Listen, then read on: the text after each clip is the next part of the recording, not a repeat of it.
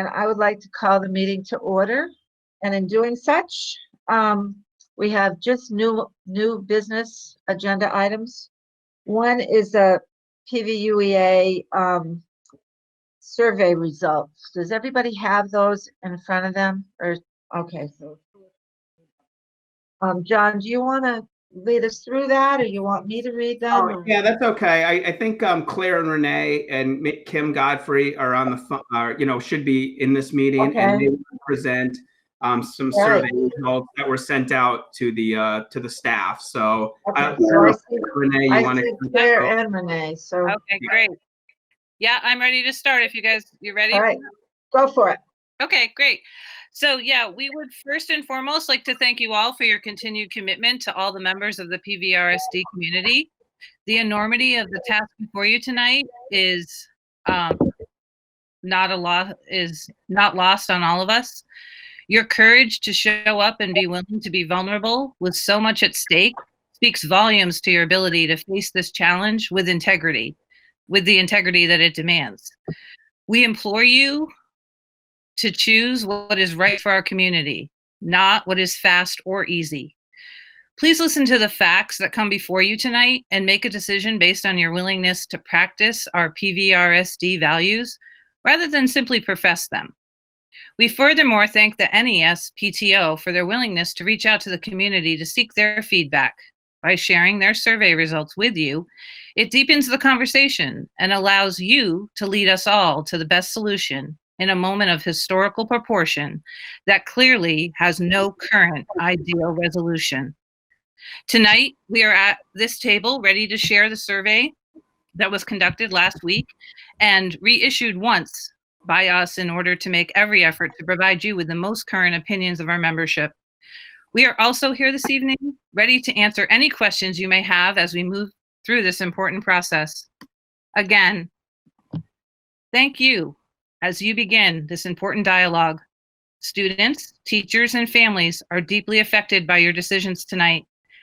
And we want you to hear that educators in our district are very much looking forward to the full resumption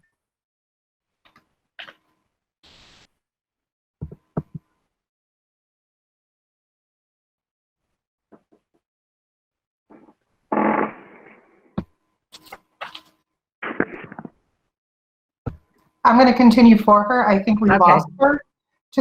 Look forward to the full resumption of that would be great. learning when it's safe to do so. This work reflects our livelihoods and is deeply dependent on our ability to feel safe, heard, and protected as we rebuild the foundations of teaching and learning that reflects not only what we do, but who we are. I'm going to take a few minutes to go over the survey. And so first, what I want to do is I want to make sure that everyone understands, and I want to clarify the reasons that we needed to resubmit the survey to the membership more than once. When the survey was first submitted, there was a glitch, we had a computer glitch, like so many times we all do. And the survey was sent out the first time twice. Members then were able to take the survey more than once, which is, of course, not something that we wanted them to do. At the same time, when John put out his letter to the district, some teachers came back to us and said, I would have probably responded differently if I were able to read that letter prior to taking the survey. So we decided to resubmit the survey. We were able to do it with the help of the MTA, which allowed teachers to only respond once and then no longer, and we gave them a time period to do that. So in order for us to feel that we've made every effort to provide you with a document that is the truest form of the emotion of our members, we submitted that survey one time, and teachers could only submit it once. So this document is the most valued and true representation of the members of the PVREA and the PVASP. Combined total membership of the two unions is 124, about 124. We had 101 respondents to the survey. So we had 81% that participated in the survey about the reopening of school. Question number 1, very simple question: what is the current job in the building? Of the 101 responses to the question 1, 96.1% of the members of the survey work directly with our students, either as a classroom teacher, a specialist, working with several students all at one time. Obviously, the majority of the members taking the survey are teachers or instructional assistants, those who are in face-to-face contact or in rooms with sometimes 20+ students at one time. Question 2, do you feel safe going back to school with full live instruction implemented? It's very clear here, as 60.4% of members absolutely do not feel safe going back to full instruction. 32.7% need more information as what will this look like, the number of students in a class, the ability of schools to be safe, and whatnot. The lack of information has made it necessary for these members not to give a definite yes or no vote. Of the 101 members, only 8.9% feel safe going back. In keeping with that in mind, we don't know the position of those who feel safe. They could be part of the membership that doesn't work directly with students, someone who works in the cafeteria, or a custodian, or an administrative assistant. Question 3, do you feel safe going back in a hybrid model of live instruction with 50% of students and remote instruction implemented? Here, the number of meeting members say yes, 29.7, and the number of members say no, 28.7, relatively equal amount. The number of members who need more information, 41.6%, is quite telling. And that is with the lack of information that they're unwilling to make a decision about their health and safety returning to their buildings. Question 4, if school begins next year with a plan that you believe is unsafe, what will you do? 48.5% of members are willing to risk their safety to go back to work. These members cannot afford to lose their jobs, pensions, or retirement funds. There's no other option for these members, regardless of whether they have an underlying medical condition or a member of their family has an underlying medical condition.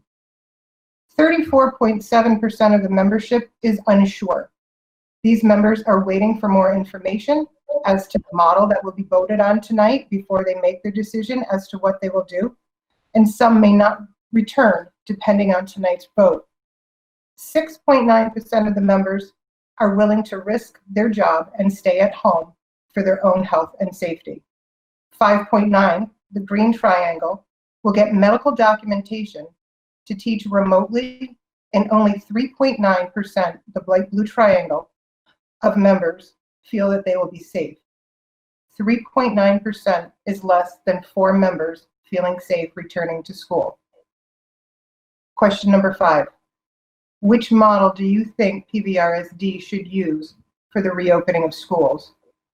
The greatest percentage of members, 43.6%, feel that beginning with remote and reassessment throughout the year is the direction they would like to see the district take.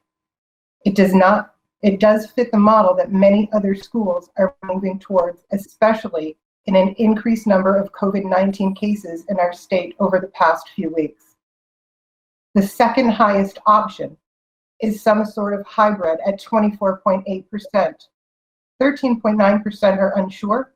Again, these members may or may not be willing to come back to school at all. And then 9.9% wanting to come back full live, and 7.8% asking for full remote. I'm sorry, did I cut out? You did.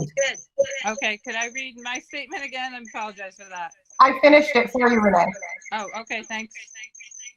So those are the results that we took, and the results of those, Okay, it was very recent that we finished this survey on Monday. So it is the most recent and the most valid information that we have regarding our membership, or at least 101 members of the PVREA and the PVASP.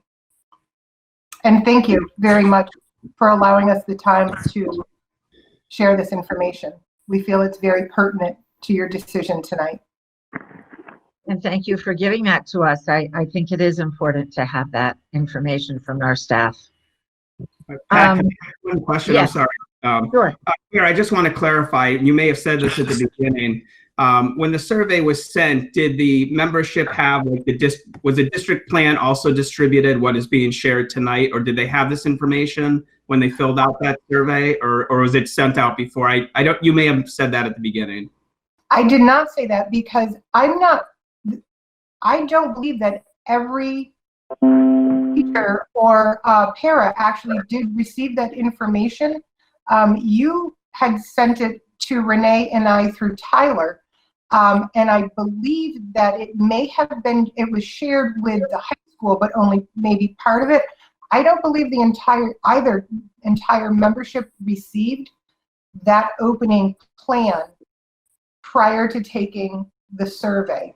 I do have to say that right before this meeting, both Renee and I shared the document that we received from Joanne, all of the documents for this meeting to our membership. We felt if these documents were going to be discussed, that the membership should have access. However, I understand that the opening document is 60-something pages, and I'm not sure who was able to read it between 10 minutes of 6 and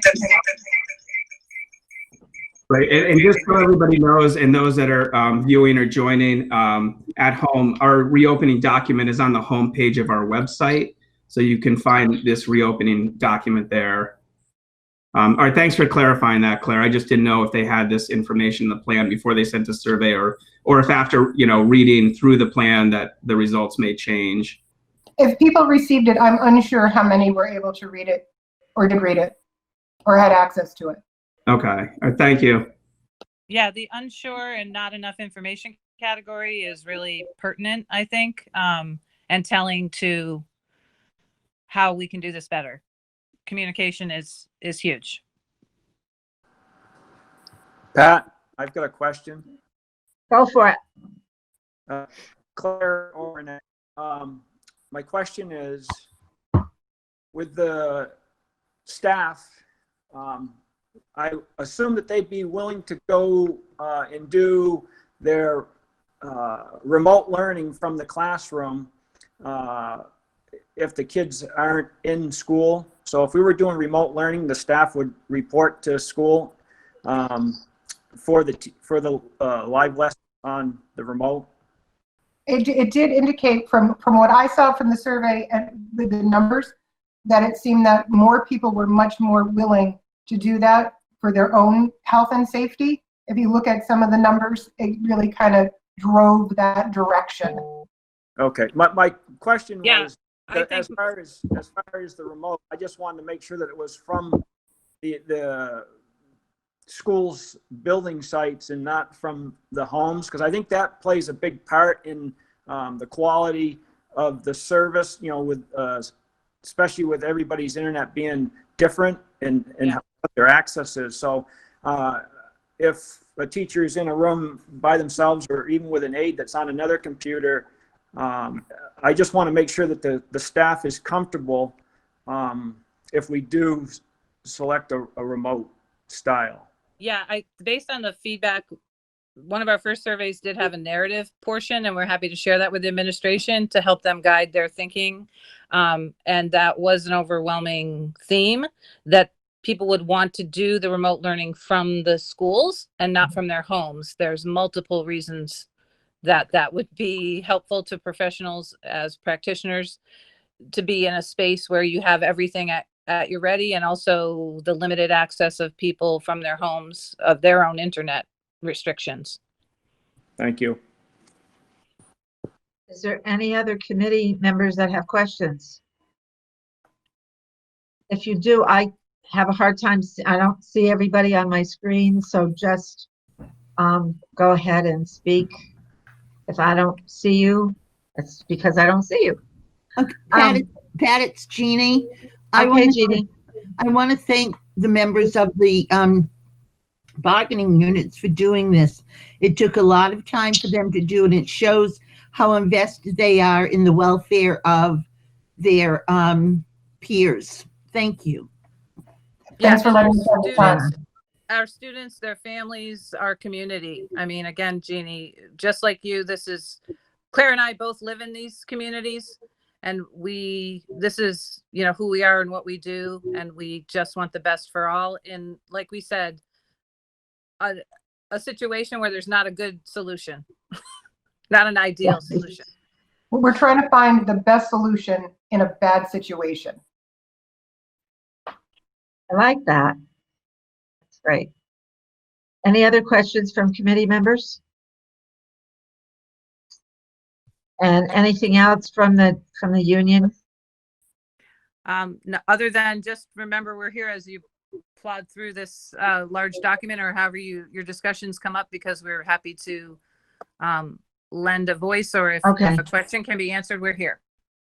Excellent. Thank you. So, Jonathan, where do we want to go from here? So what I'd like to do is present like a summary of the reopening plan, have the principals speak, have Carla, our district nurse leader, speak, and Dr. Ruth Potee will be available also for questions. So if it's okay, I'd like to go through our presentation, and if you could hold questions maybe till the end. I know there'll be quite a few questions. That would be great. Is that okay with you, Pat? That's wonderful. Go Okay. for it. Okay, the Pioneer Valley Regional School District is pleased to introduce our draft reopening information for the 2020-2021 school year. The district has worked diligently to gather as much information and feedback as possible in order to develop plans and protocols that will keep students and staff safe while creating a nurturing and productive learning environment. I would first like to acknowledge everyone who contributed to planning and creating this document. I'd like to list their names and say their names, because this was a lot of time put in by a lot of our staff and administration, and they deserve recognition for putting this document together. Dr. Kelly Carrier, Megan Damaris, Christy Fontaine, Ariel LaRue, Marin Law, who's our new early childhood coordinator, Tyler Pless, Kevin Seaman, Jennifer Glacier, Bridget Hammond, Jacinta Hunting, Kelly Gurton, Kristen Prophet, Mary LaValle, Andrea Cummings, Cheryl George, Lisa Wheeler, Renee Kier, who's on this call, Tony Streeter, Ashley Fogel, Daphne Clark, Ellen Beeler, Tiffany Thomas, Mike Honorato. They primarily worked with the Elementary and Early Childhood Reopening Planning Committee. And there's some overlap with the Pioneer Valley Regional Reopening Planning Committee. And that was Kevin Burke, Kathy Hawkins Harrison, again, Ariel LaRue, Carla Simpson, John Heffernan, Kathy Malsh, Karen Browning, Kim Godfrey, Lucas Correa Covert, Skip Zelneritis, Dana Unitas, Nikki Pullen, Tim Burns, Deborah Hawkins, and Claire Brennan, who's also on this call. So I want to thank all of you. This is quite an extensive and detailed document. So thank you all for putting in so much of your own time. It's truly appreciated. The school committee will take 2 votes tonight in regards to our reopening plan. So the first vote is to approve our 3 learning scenarios, which will be submitted to the Department of Education. The second vote is to approve the district's recommendation for the reopening process as documented in our plan. DESE has asked each district to plan for 3 possible scenarios for the upcoming school year. We are prepared to be flexible and act in accordance with data. The first is in-person learning with modifications and new safety requirements. A majority of the reopening plan focuses on the steps we are taking to ensure a safe return for our students and staff this fall. Information on health and safety protocols related to COVID-19, changes to our day-to-day school operations, including physical distancing, student groupings and classroom design, and wearing a face covering, supports for social emotional growth and well-being, considerations for special populations, and important information regarding curriculum and instruction and technology is outlined in the document. The second is hybrid learning. The implementation of a hybrid model where students alternate between in-person learning and remote learning provides additional programming options for our community members. While we have the capacity and space to allow all students to return during the initial phase of reopening, there are a variety of possible situations where hybrid learning models can be used effectively. The third is remote learning. Given the shifting health landscape and student family needs, remote learning options will continue throughout the COVID-19 crisis.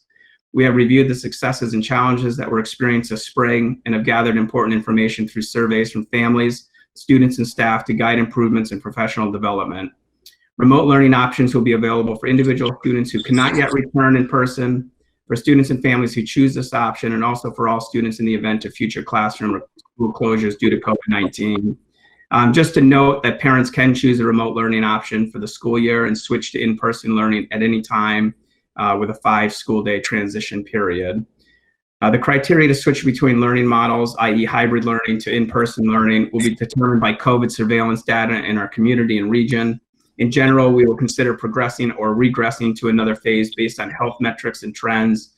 There are cases of widespread illness that confirm positive COVID-19 cases in our community or in any of our buildings. We will act accordingly and follow state and local guidelines for closing schools and or switching to alternate learning models.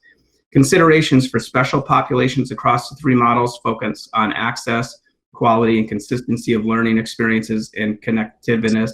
Students with disabilities, particularly preschool students and those with significant complex needs, are prioritized for receiving in-person instruction.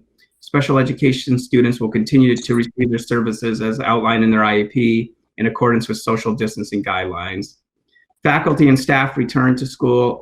So in our plan, we have faculty and staff are returning to school Monday, August 31st for professional development, COVID-19 training, and curriculum development to prepare for both in-person and remote learning, which is in our hybrid plan.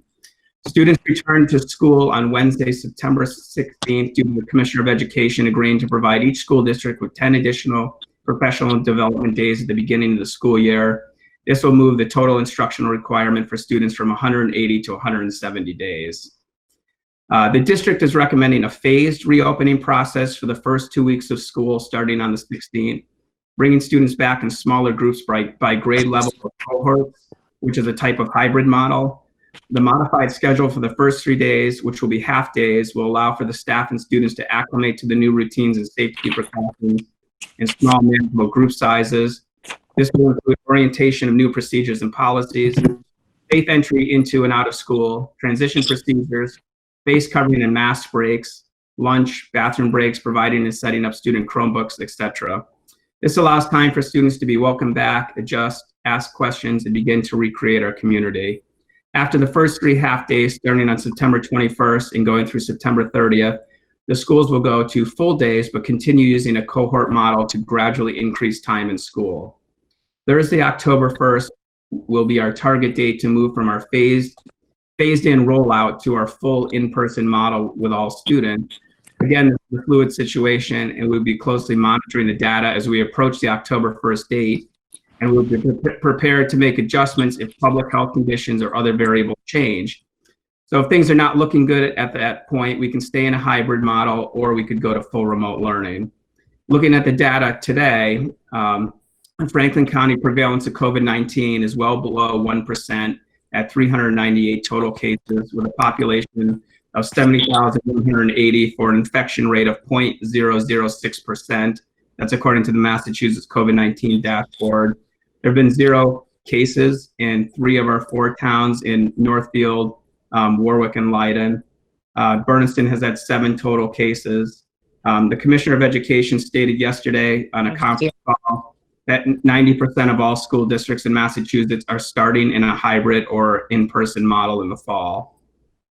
There's a clear consensus from both education and medical groups that we are in a fluid situation, which may change in a moment's notice. We must keep in mind not only the risks associated with COVID-19 for in-person or hybrid learning models, but also the known challenges and consequences of keeping students out of school. While our faculty and staff, students, and families did an excellent job of teaching and learning during the school closure, there is no substitute for in-person instruction when it comes to the quality of students' academic learning. In-person school plays an equally important role in our ability to support students' social emotional needs, including their mental and physical health, and in mitigating the impacts of trauma. We also recognize how disruptive school closures have been to families trying to maintain regular work schedules and manage household needs, including child care, while also facilitating remote learning. We are aware of the significant increase with teenage depression and suicide rates during school closure. Student social emotional health has been declining because they don't have access to friends, teachers, and counselors. We know that school will look different in the fall, but the district is confident that we can meet health and safety requirements with all students in school simultaneously. I'd like to have the principals give a brief overview of how these plans look in their individual schools. Is Megan Damaris, are you on the phone or here in the meeting?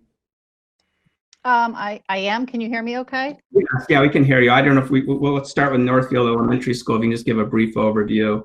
Okay. Hold on one second. Let me just turn my video on. All right. So I guess just kind of the starting point in looking at the reopening possibilities was starting with the feasibility study. So each of the buildings, I'll just speak to Northfield, we looked at all of the classroom sizes and determined the number of students that could fit in each classroom or learning space based on a 6 foot, 5 foot, 4 foot distancing. And so specifically for Northfield, we do have a classroom with the capacity based on class size to have 6 foot distancing. We have 8 of our classrooms with 5 foot distance possibilities, and then 3 rooms with 4 foot distancing. One is more looking like 3 foot distancing, and that's because of our high numbers in that particular grade, which is kindergarten, and we're looking at if we can access some grant funding to do some restructuring there to mitigate that large class size and space. So those figures are based on the teacher, the students' desks, the students and their desks, and then a small teacher space. So that does not factor in any of the other furniture that would be often used in the learning spaces that we have. We do have storage units prepared for putting any excess furniture that can't fit in the rooms to accommodate the adequate student spacing. At Northfield, and not uncommon in other schools as well, a lot of our classrooms do not have desks. They tend to use different kinds of table spaces. So we've been pulling desks out of the attic and ensuring that we have enough desks in our various classrooms to accommodate the proper social distancing. In any of our classroom spaces, and I know I'm speaking to all of the schools, but we would be looking at all of the desks facing one direction, and obviously limited movement within the classrooms. That would look different in our pre-KK and possibly first grade classes, just because of the nature of the academic setting and the needs of those students. So there would be various centers and stations and such set up, but with some strategic approaches to how to manage that. One of the other things that we've looked at, and we need to continue to look at, is the changes to our schedules. So one of the recommendations was to have lunches in the classrooms, but you have to have 6 foot distancing in order to do that. And for the fact that we don't at Northfield, and for a variety of other reasons, we're looking at scheduling our lunches in the cafeteria and the gym, and looking at sort of elongated schedule so that we're minimizing the number of classes in there at any given time and doing some staggering and such. We would also have our snacks in those 2 spaces as well. And our recesses would be in smaller group sizes, trying to maintain our cohorts as best as possible. One of the other things that we still have to look at is our specialist schedule, which, because Northfield and Bernardston share several of our specialist teachers, there is concern for teachers going between 2 buildings, as well as the number of students they see. So we're looking at coming up with a modified specialist schedule. That's going to take a bit more work to do, though. One of the other pieces, we really kind of started from how are we going to get kids in the building and how are we going to dismiss at the end of the day? So we've looked at and created some specific arrival and dismissal plans utilizing our front of the building and the back of the building, and then also using as many doors as seemed feasible to allow different cohorts to enter through different entrances that will bring them closest to their classrooms to minimize any kind of contact with other groups and whatnot. And again, others I think will speak to this in their plans, but we would be beginning the day and making sure that students are their hands are sanitized before they enter, and then as they enter their classrooms, washing their hands if they have sinks in their rooms, or using other spaces to wash hands. And that would continue throughout the day. There would be intentional breaks for hand washing, and a lot of vigilance around getting hands washed as frequently as possible. As I mentioned, we've kind of come up with a sketch of how we would have different classes move through the building, to whether it's going to arrival and dismissal or heading out to recess and such. Our bathrooms, we would be looking at 50% capacity to limit the number of students in and out of, depending on we have some bathrooms that are multiple stalls. In terms of recess, one of the things that we still need to look at is how we can provide opportunity. Well, let me back up a little bit. One of the other things is students wearing masks for a good part of the day, or adults wearing masks for a good part of the day, is certainly challenging. So instead of our typical lunch recess period, we would be looking at breaking, having recess breaks that coincide with mask breaks. And instead of having one longer recess, having multiple shorter recesses. That serves the purpose of the mask break. It also serves the purpose of giving kids opportunities to get up and move, because the classroom space will be not as fluid as it typically would be. Let's see. Some of the other pieces that we're still developing, and I'll save some of this for some of the other principals, but is looking at the best approach to provide the in-person learning as well as the remote learning simultaneously for those families that choose to stay home. So I don't know if Tyler is going to talk at all about the technology, but there's quite a bit of investment and thoughts about how we can use technology to help support that. I feel as though I probably should let some of the other principals speak, because some of our information is similar, and I can certainly answer questions and add on as we go along, if that's helpful. Okay, thanks, Megan. Let's go to Dr. Kelly Carrier from Bernardston Elementary. Okay, Megan is absolutely correct. Thank you so much. I might say things that are a little similar, but I'm going to try to look specifically at the Bernardston plan to be able to provide specific information. Within the whole plan itself, we do have a general scope for the elementary schools, as well as specific scopes for the individual schools. So let me just kind of go down through the plan a little bit so I can piggyback, very similar in the format that Megan also did. So again, within the feasibility study, we also I also used with the Canon calculator, which was provided by DESE. This Canon calculator allowed us to put in dimensions from classroom sizes, and I also used in the document, there's another link that you can look at the 3, the 4, the 5, and the 6 foot distancing within our classes at Bernardston Elementary. We do have a few classes that are comfortable in the area of 6 foot for students.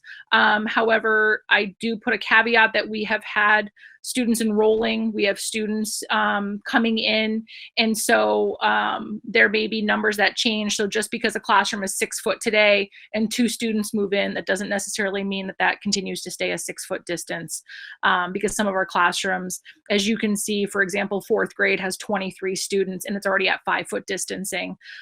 With another 2 more students moving in, that would then change that. So we do have some smaller classrooms for the 3rd grade, which do allow for 6 foot distancing quite nicely, and also for our younger classrooms for our K and some of our pre-K. The distancing within our gym and our cafeteria also do allow for 6 foot. I am currently working, and I sent a plan. So you will see in my plan that talks about the lunch and snacks as a schedule still being worked out. So I created a schedule in regards to this, very much following what Northfield has as well, which is I'm able to do 1 classroom at a time to eat in the cafeteria. In order to do that, I also have to look at how they all face, very similar to the classroom designs, with all students facing in one direction as required by DESE and recommended. It's the same thing within the cafeteria. They're looking for students to face in a certain direction. They provided some sample outlines for us. Looking at some of those sample outlines, I am able to say I am able to have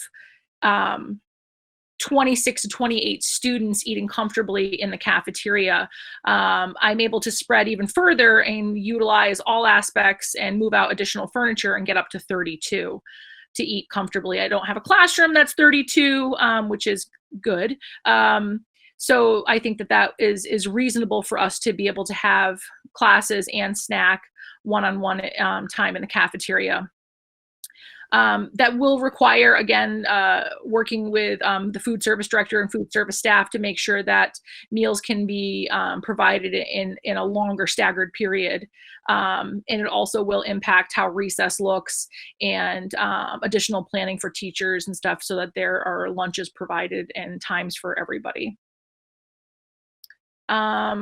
Going back up into my plan, things that are specific to Bernardston is that we are looking at utilizing outdoor spaces as much as possible. There's large discussions happening around possible tent rentals and borrowing to be able to enhance our academic areas. And so with some of the requirements that came out for specialists around PE and music and band, and really wanting to make sure that those things can continue, as well as opening up additional outdoor learning spaces. I am working to get those tents put in place, and they're rather large. I'm looking around 20 to 40 foot distance, and also 20 by 60 for tents, which would allow for additional spaces to be outside. Again, things that are specific to Bernardston, I have created a entry plan on coming into the building, very similar to how it looks somewhat at the end of our school day, but staggering in, assigning different entrances for grade levels so we can distance as much as possible. I am looking at bathroom practices and hallway walking, which is again in our general plan, but that we are looking at implementing so that we can have as little transition in the hallways as possible. The classrooms themselves, I have already informed staff, and we'll be putting out more information and guidance from DESE as to what it'll look like in the classrooms, removing a lot of excess furniture or material that might be fabric related, or chairs of that nature, or bean bags, things that are harder to kind of talk about with fabric and having things absorb and stuff like that. So trying to make sure that we're having an area that's very open to be able to be cleaned quickly.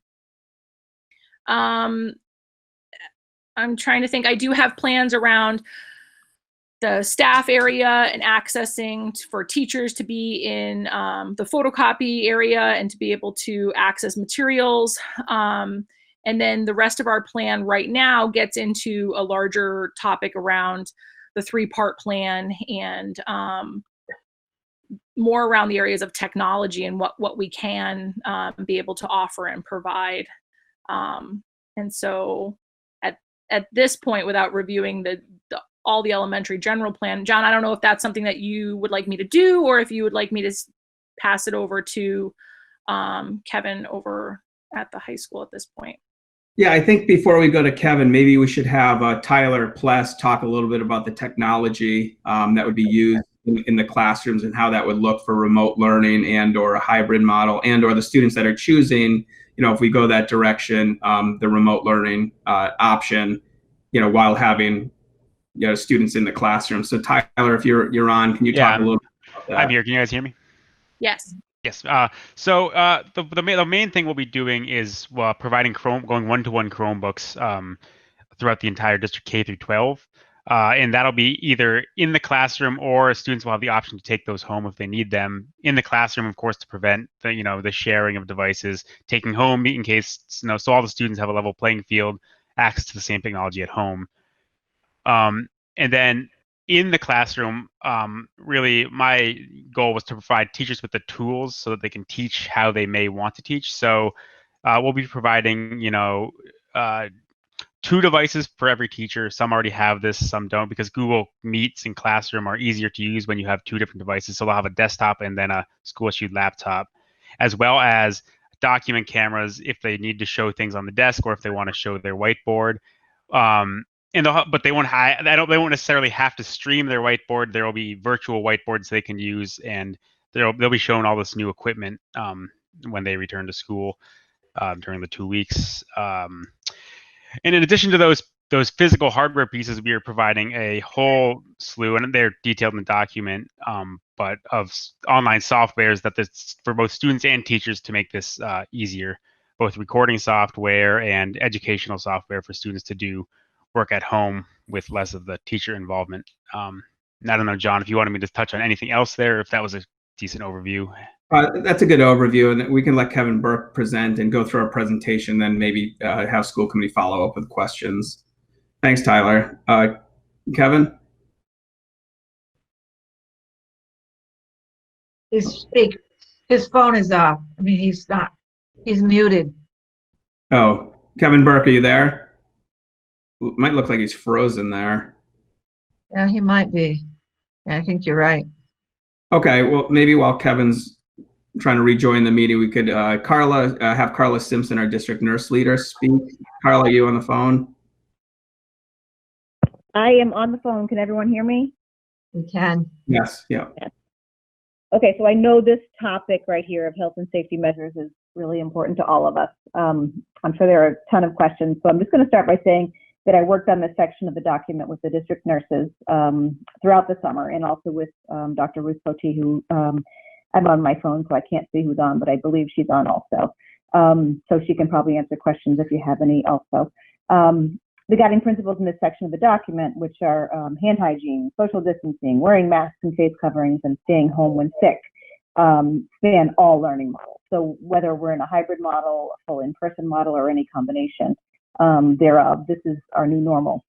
That's what our schools are going to have to look like, no matter what we choose to do when we go back. So I'm sure the question that many of you are asking is it safe to return to school? So all I can do at this juncture, and I think all any of us can do, is answer the question based on the information we have today. So John went over some of those details earlier. I'll just kind of go over some of them also that I have. So obviously the data changes regularly, and we monitor it closely. Today in Franklin County, we have 1.8 cases per 100,000 people. And John talked about the numbers in our towns. Bernardston has a total of 7. Northfield is listed as having less than 5.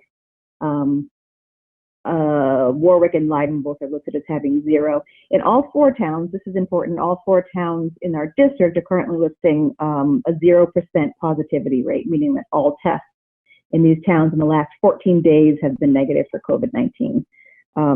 Many of these numbers are very different in other parts of the state. So if I were the nurse leader in another district, say in Essex County, where the number right now is 8 per 100,000, or Worcester County, where they've got 5.5 per 100,000, I'd be having a different feeling about whether or not we could go back into our buildings.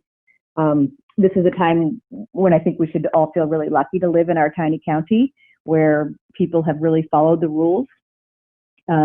If there's a county or district that can do this safely, I really feel like it's ours. We've proven in Massachusetts and mostly in our county that the safety strategies all work. Our numbers in the state are down 93 or so % since the beginning of the pandemic. So that's proof right there that the safety measures that are mandated by our state and that we're also talking about putting forth in our schools, that they work. So if we're able to keep the safety guidelines in place, and those are the ones that I said earlier about the hand hygiene, social distancing, masks, and staying home when we're sick, I do believe that we can return safely to school, just as we've been able to purchase groceries safely since March. And it feels like at this point, the best we can do for our students is to get them back in the buildings with some semblance of normalcy. So this is what's proposed during the first few weeks of school, where we'll educate staff and students about the guiding principles, and I've mentioned those. We'll definitely need to partner with parents and with staff to really be vigilant about monitoring symptoms at home and staying home when we're sick, which is certainly hard for staff and for nurses for sure. but we'll really need to stay vigilant with this. And the state also, I think you probably have in the if you have the documents in electronic form, I put a link to the form that the state released. It's called Protocols for Responding to COVID-19 Scenarios in Schools. That's a long name, but there is a link in the plan. And it's really clear on how to handle symptoms in the schools, how to do contact tracing in our schools, how to respond to positive cases. So that's what we'll be using as a guide. Obviously, each set of symptoms or each case is going to have to be looked at, really closely with clinical judgment. And all the nurses in the district are ready to do this. And Ruth Potee is also committed and available for consultation. So just before I finish up, I also want to make it clear for those of you that don't know me that well yet, that I've approached this plan with, of course, my nurse hat on, of course, but I'm also a parent and a community member. My kids have gone through this district, and I still have one in high school. So just as I would never knowingly put him at risk, I would also never consider putting faculty and staff back in our buildings if I didn't feel it was safe for all of us. So families, of course, are going to do what they need to do. They feel safe for their families, and that's where the remote learning model is going to be an option for those that don't feel safe sending their kids to school. I also want to make clear that this reopening plan, no matter which learning model we move forward with, it won't be easy. We all need to really be vigilant and flexible in shifting between the models as we need to based on the health data in our region. So I don't know if anyone has questions to start with or how you want to handle it, John, if we want to just save that for later or. We'll save it for later, because I think Kevin Burke, thanks, Carla Reed. Okay.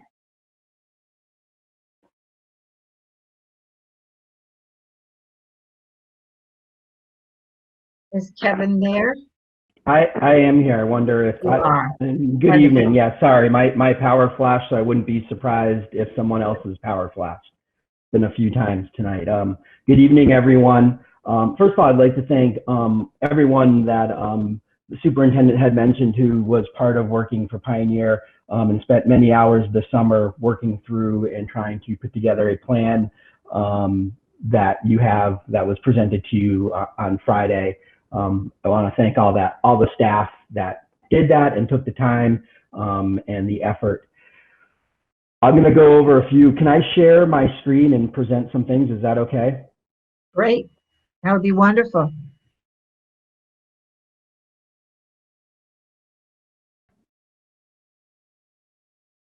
And I just got a text, superintendent schedule's power is out. I wondered, he was frozen.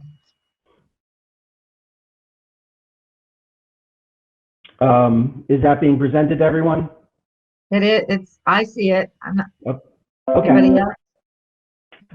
So I'm just going to go through some slides just so there's visuals for some of the things that we are talking about.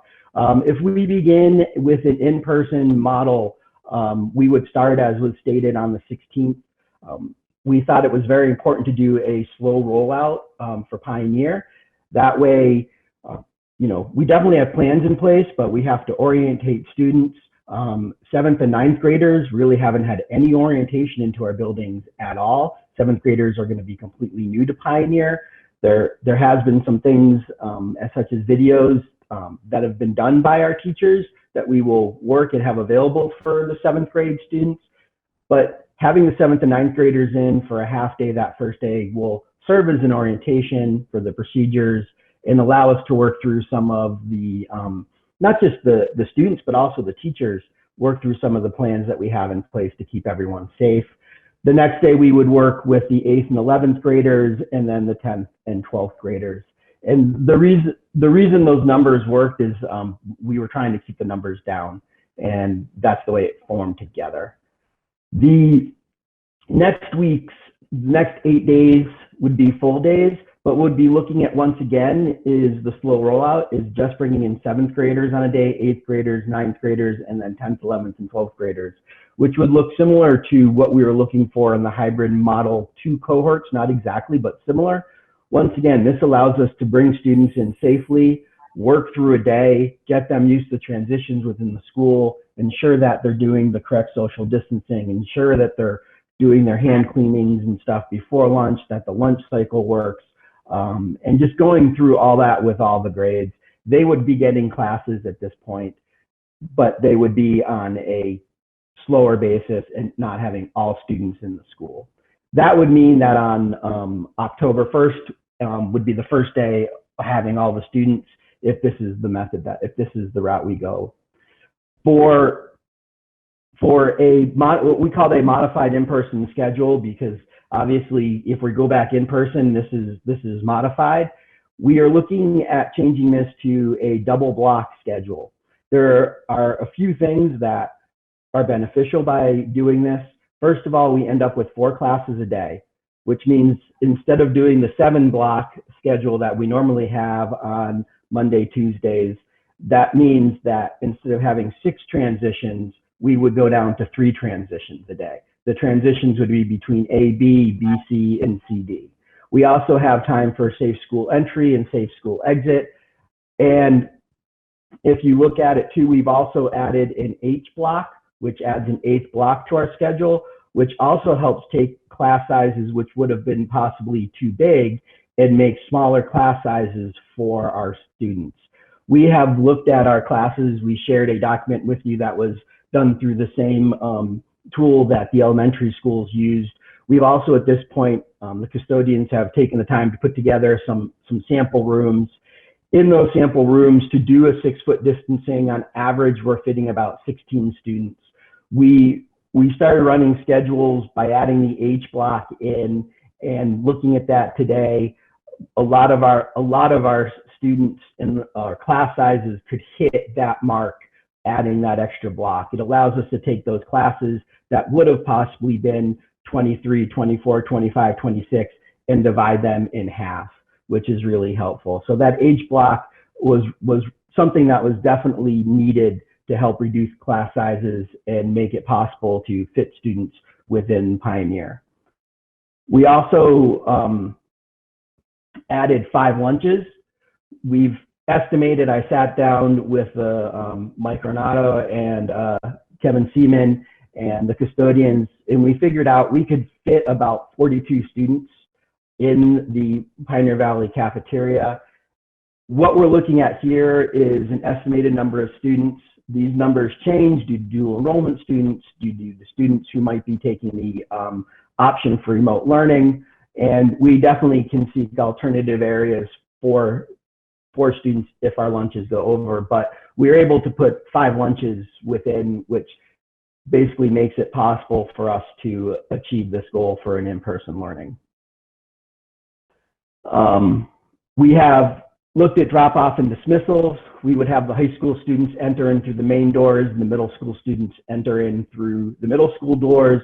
We would keep the doors open to limit contact, and we would also have an area open for breakfast of 42 students. We could also offer breakfast out in the tents. We are looking at 3 tents for Pioneer if we go to in-person learning.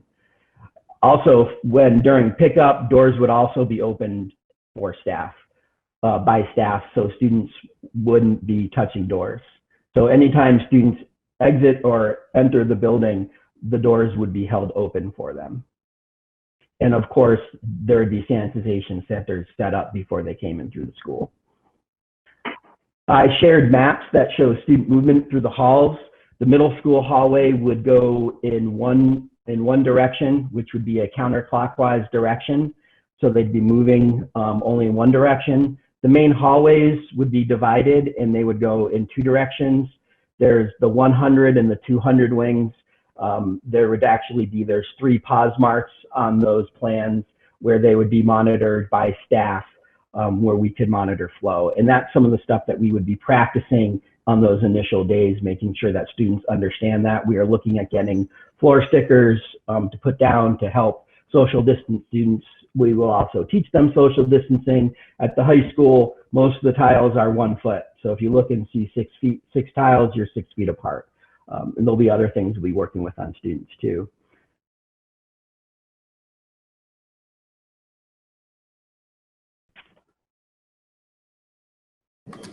As the district has gone over for mask and face coverings, they're required in the schools.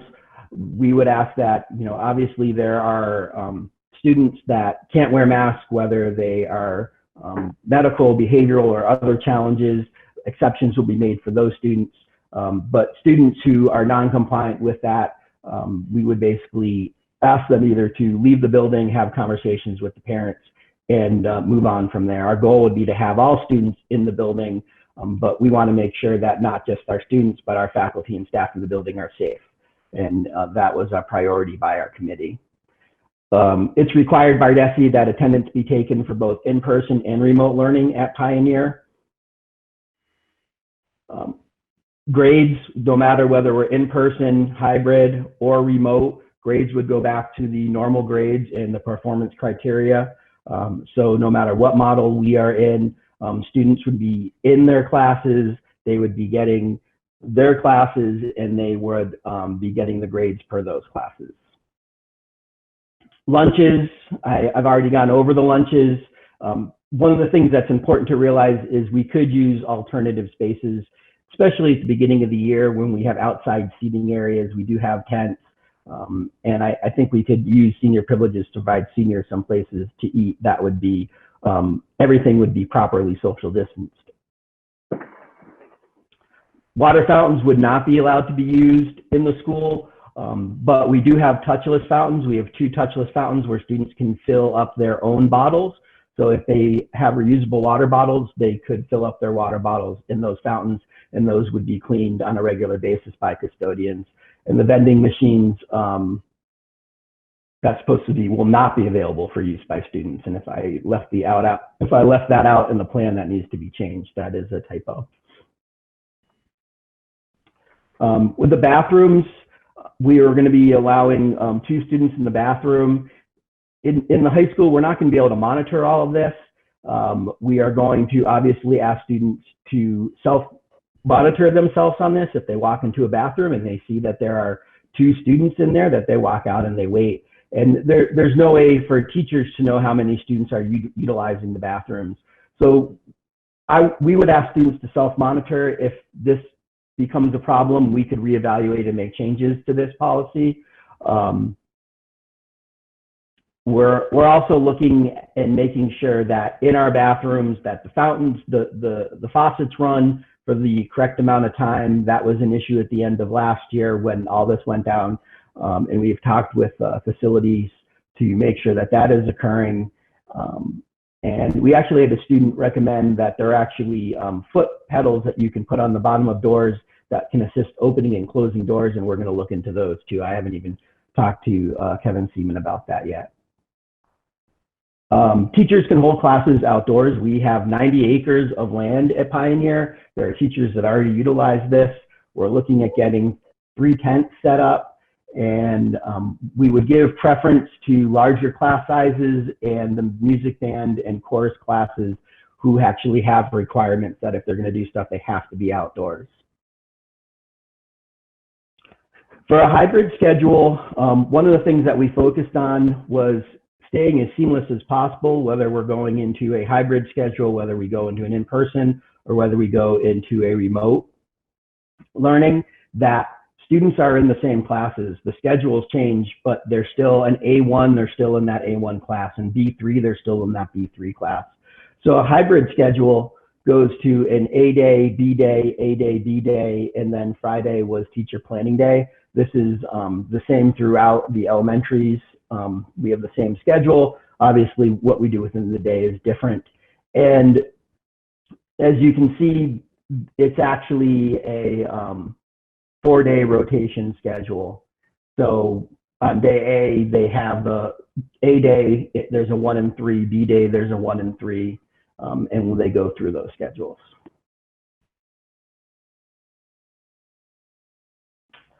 Middle school, 7th and 8th grades will be divided into cohorts and sections. Their core subjects, English, math, science, and social studies, we will try to keep those sections together. The 7th graders will not be able to be in those cohorts for PE, band, and chorus, and the 8th graders will not be able to be in those cohorts for world language, PE, band, and chorus, and that's due to scheduling constraints. We are going to ask that we do in person that the English, math, and social studies teacher move while the students remain in their designated class, and the students as a cohort will move to the science classroom. In high school, we're looking at putting the 9th grade into a cohort and the 10th, 11th, and 12th graders considered to be one group. And because of their classes and they share multiple classes, we would have to, if we do go into the hybrid model, we would have an A and B cohort and we would just divide classes in half. And that would be dependent upon the schedule. And of course, as we're making any cohorts, we will work with the elementary schools and within our school and families to ensure students who need to attend school on the same day are doing so. Of course, our goal is and to do everything possible to make this happen.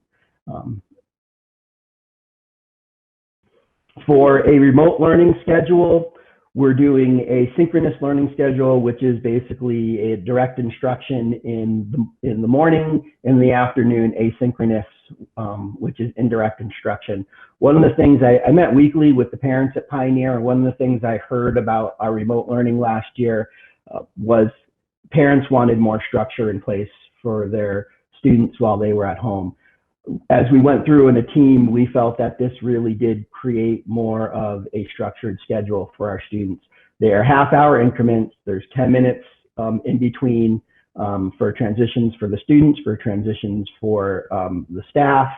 There is a lunch time, and then there's the asynchronous learning in the afternoon. And synchronous learning doesn't mean that a teacher is lecturing to a student to the students for a half hour. That means that there is a class for a half hour, but students could be working in G Suite and working together, working in groups. There's a lot of different ways they could be working on documents together, and teachers are available. And in the afternoon, these are specific time similar to the office hours that we did in remote learning, but these are specific to class times that teachers are available to students. And this would occur not necessarily every day, but teachers would communicate and they would have to be meeting with classes at least twice a week during those afternoons and be available for their students.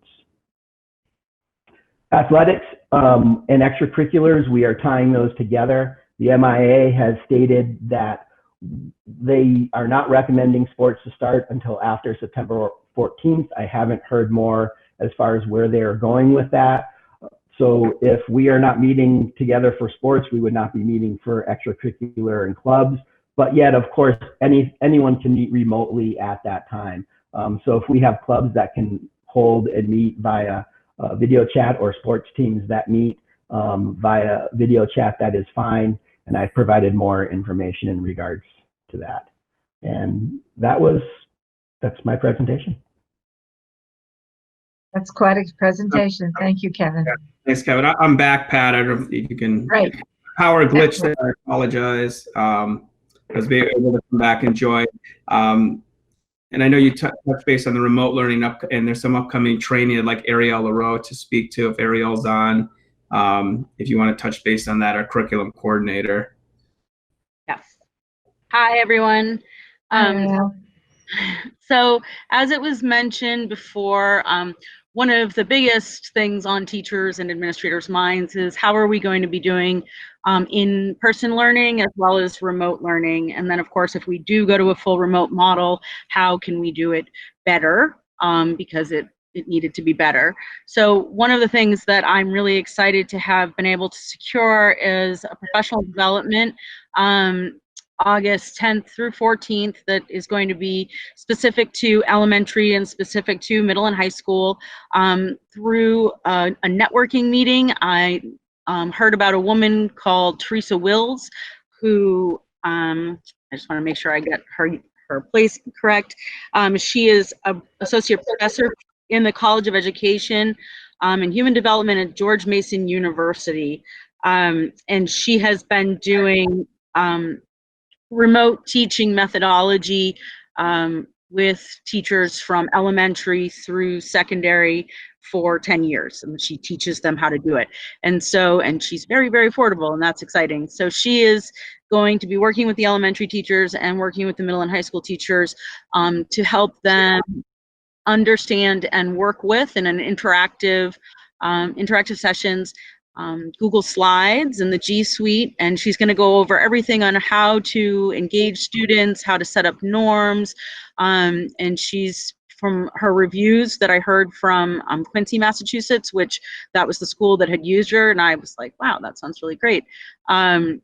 She was very well received. So I'm really excited about that. I hope that our teachers, it works for them as well. And the intention is for it to provide a way for teachers to use the G Suite, whether we are in a hybrid model, whether we are in person, or whether we are fully remote, interactively, so that they are having students actually participate on their screens using, moving pieces around, sending in answers, and actually participating as a class. So what this would enable people to do that are at home, for people who are choosing to be remote, even if we are in person, is to interact in groups and work with students that are in the classroom. And if it is that we're fully remote, it makes it so that they're actually interacting with the teacher, with each other, as if in a virtual classroom. So I'm pretty excited about that. Got some other professional development lined up, I'm working to line it up on social emotional, and having the Collaborative for Education come in and help us work with elementary and middle and high school separately. I'm also pulling together some anti-racism, which isn't about this specifically, but is very relevant at the moment. So that's it. Okay, thanks. Thank you. And I just want to go back and just, when we're talking about the in-person model, we're looking at a 4.5 day a week model, with every Friday being a half day. That will allow teachers extra planning time, as well as to get the professional development in those afternoons. So we want to make sure that our staff are still receiving the professional development and some additional time for planning and preparation. I just want to make, just make that point.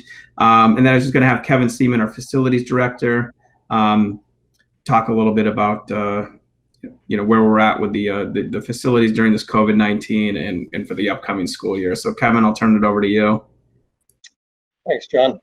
So given the staffing levels that we have in the building with custodians, we got together and we were looking at several different ways to best utilize them and combat the virus as well. So as part of the CARES grant, through the municipalities, we've purchased some UV sanitation robots that'll be placed in classrooms and other areas in all 3 of the schools for sanitization on a nightly basis. We're also going to employ some electrostatic disinfection with an EPA certified disinfectant for coronavirus. As Carla said, we're pretty lucky to live in an area where case counts are very low right now. The best defense against this obviously is hand washing and hygiene. The next is just regular cleaning. Soap and water will break through this virus as well as anything else and break through and kill it. So I'm confident that as we move forward with this, I know it's going to be a moving target, but we're deploying everything we possibly can to make it the safest possible environment for both the staff and the students. And again, I'm a parent. I transferred my student into this district this year from Greenfield. And I wouldn't send him into an area where I questioned his safety either. So as a parent, I'm comfortable with where we're looking right now for cleaning and disinfection, as well as the policies and procedures that the staff has worked on for the 3 plans. And happy to answer any questions if anyone's got some. We're still developing cleaning strategies, but I can certainly try to answer things to the best of my ability. Thanks. Okay, thank you, Kevin. Christy Fontaine, if you're on, I don't know if you would just want to loop back a little bit to special populations and talk about that being a priority. Christy, are you on? I am. So as we— John, did you want— oh, sorry, I just got your thing. Do you want me to talk about the purchases of the UV things? You're muted. Sorry, Christy, if Tanya wants to talk a little bit about some of the purchases that are related to Kevin Steeman and then have you speak. Go ahead, Tanya. Sorry, I was listening both on my computer, so that message was a little delayed. I did want to just confirm that all 4 of our towns have approved the purchasing of the UV sanitizers, as well as the air purifiers, the tents for the schools, and some other items that were on the Municipal CARES Act requests. So those will all be able to be purchased and in place for going back to school in the fall if the vote is to do so. Okay, thanks, Tanya. You're welcome. Sorry about that. Yeah, we'll go back to Christy and just talk about special populations. Okay, so we've gotten very clear guidance from the Department of Education about providing special education services to students on IEPs and accommodations for students on 504 plans as to the best of our ability as the plans are written, including social distancing and we're looking at all of the classroom configurations, and that will drive us to decide how we will be providing those services. All students will get their services. It might just look a little different than what it has in the past when everybody was full in person. We might be having some instructional assistants in the classrooms, working with teachers and students. We might, depending on the classroom sizes, and we might have students who are receiving their services remotely, where the speech and language pathologist might be outside of the classroom, but live streaming their service into the classroom on a device. We are looking at determining our special populations with regard to providing in-person services. We have a mandate to provide services in person for all of those students who are deemed to be high need students, and as according to their IEP and the determination by their team at their IEP meetings.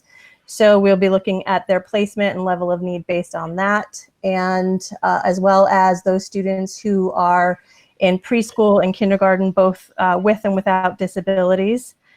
The state's very clear with us that those students are very high needs population to start getting that educational experience as early as possible, as well as those students who are homeless or who have had interruptions in their education, as well as those students who are struggling as a result of the remote learning earlier in the spring and over the summer. So we would be, depending on which format we are voting on tonight, we will then make a determination as to how we're going to get those kiddos in and how they're going to receive their services. Thank you, Christine. Yep, thanks. And Dr. Ruth Potee is on the call here in the meeting. I did talk with her, about our plans. She's available to answer, questions if school committee has, questions for her. Ruth, are you on still? Yep, still here, John. Okay, thank you. Thanks. So I guess we'll turn it over to school committee if they have any specific questions for us. Yeah, if you have any questions, just go ahead and ask them, because I cannot see everyone's face on my screen. So I have a question for nursing. For nursing, have you planned for separate spaces in all the school nurse offices for students who may be sent there that could possibly be COVID positive? Yep. Sorry, I had to unmute. Yes, we, one school definitely has a plan for the medical waiting room. We have the same guidance that all the schools have. So the medical waiting room has really specific parameters. So one school has it all set up already. The other two schools were working on it, but had some we absolutely will have that in place by the time we open. Yes. Thank you. Carla, do you have, will that work if there's multiple kids to have one room that are possibly symptomatic? Well, you know, it's interesting how it's, like I said, that document, if you're able to pull that document up, it's very specific that in the medical waiting room, there can be more than one student in there. They need to be 6 feet from one another and have a mask on. I think that's why it's going to be so super important to have kids not come to school when they're sick. You know, obviously things happen throughout the day, but yes, there's very specific protocols on what that medical waiting room looks like. So I did actually have a room in mind for the high school, but it actually doesn't, I wouldn't be able to set it up the way that the specifics are. So I'm going to have to look at another room now. But there is specific room, ways that room is supposed to be set up. Thank you. Ruth, there was some discussion earlier about the importance of taking temperatures prior to kids getting on the bus or into the school building. And people were thinking one way and then another. What's your medical advice? You know, I think that, well, yeah, go ahead. You know, we have all flipped on so many ways that we thought back in March and April and May and where we are now. 18% of people, outpatients with COVID, have a temperature, 18%. And that's in the adult population. For sick hospitalized patients, it's closer to 50%. What percent of asymptomatic elementary or middle school kids would have a fever? We have no idea, right? That is a giant population study that would need to happen. And I never love promoting a process that will give people a false sense of reassurance. So most places now say, please don't take a temperature. All the facilities where I have worked or I oversee the medical division, we were taking temperatures and we no longer do it. We just tell people, you know, if you have a temperature, you need to have a thermometer at home and take your temperature, and then please don't come to work or school and don't hang out with other people. You need to isolate. So I really think the taking of the temperature, one, it puts us in close contact with somebody, which is the goal is to be separate. And it will give people a false sense of reassurance and say, oh, they didn't have a fever, but they don't have a sense of smell and they have diarrhea and they have a rash on their toe, which any one of those things could be COVID too. So I really think getting stuck on temperature taking is not a useful, it's just not a useful place for us to sit. That's my opinion. Carla has some great opinions on everything though too, if Carla has something else to add.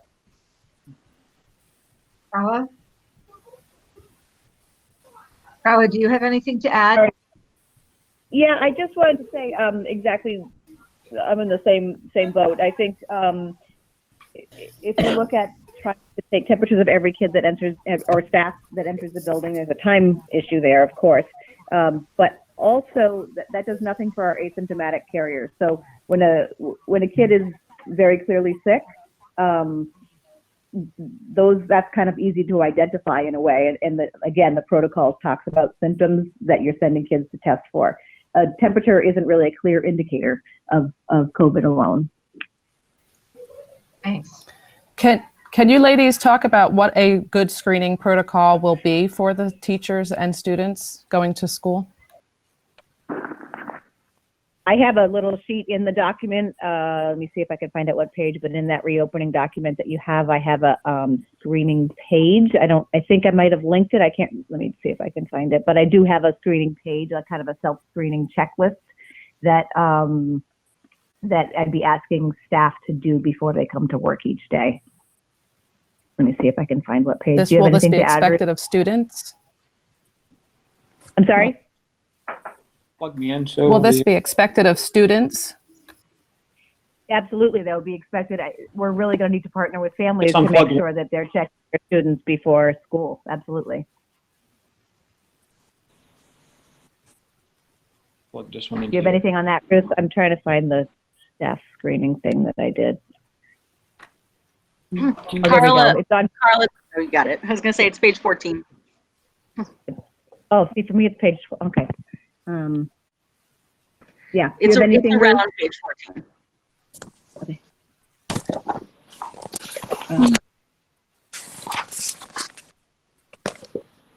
And also, I think it's important to say right here, if we have a lot of kids that are sick, I mean, again, the protocols are very clear about when we're sending kids to tests. If there's a lot of illness and we have even, one case that's positive, a lot of kids are going to be out. And if we start to see any positive cases, then we need to pull back and go to a different model. That's just how we're going to have to roll. So, Carla, I have a question on that topic, or that subject. So I work in a business with a bunch of people right now, and we're finding that the testing is severely delayed, and that's kind of an ongoing issue in Massachusetts. So if on Monday a student is sick and they don't find out till Thursday or Friday what they actually had or that it was COVID positive, what's sort of happening in the meantime in that classroom? Yeah, so if, and again, on this sheet, there's kind of a chart. I don't know if you're able to look at that, but it's very clear.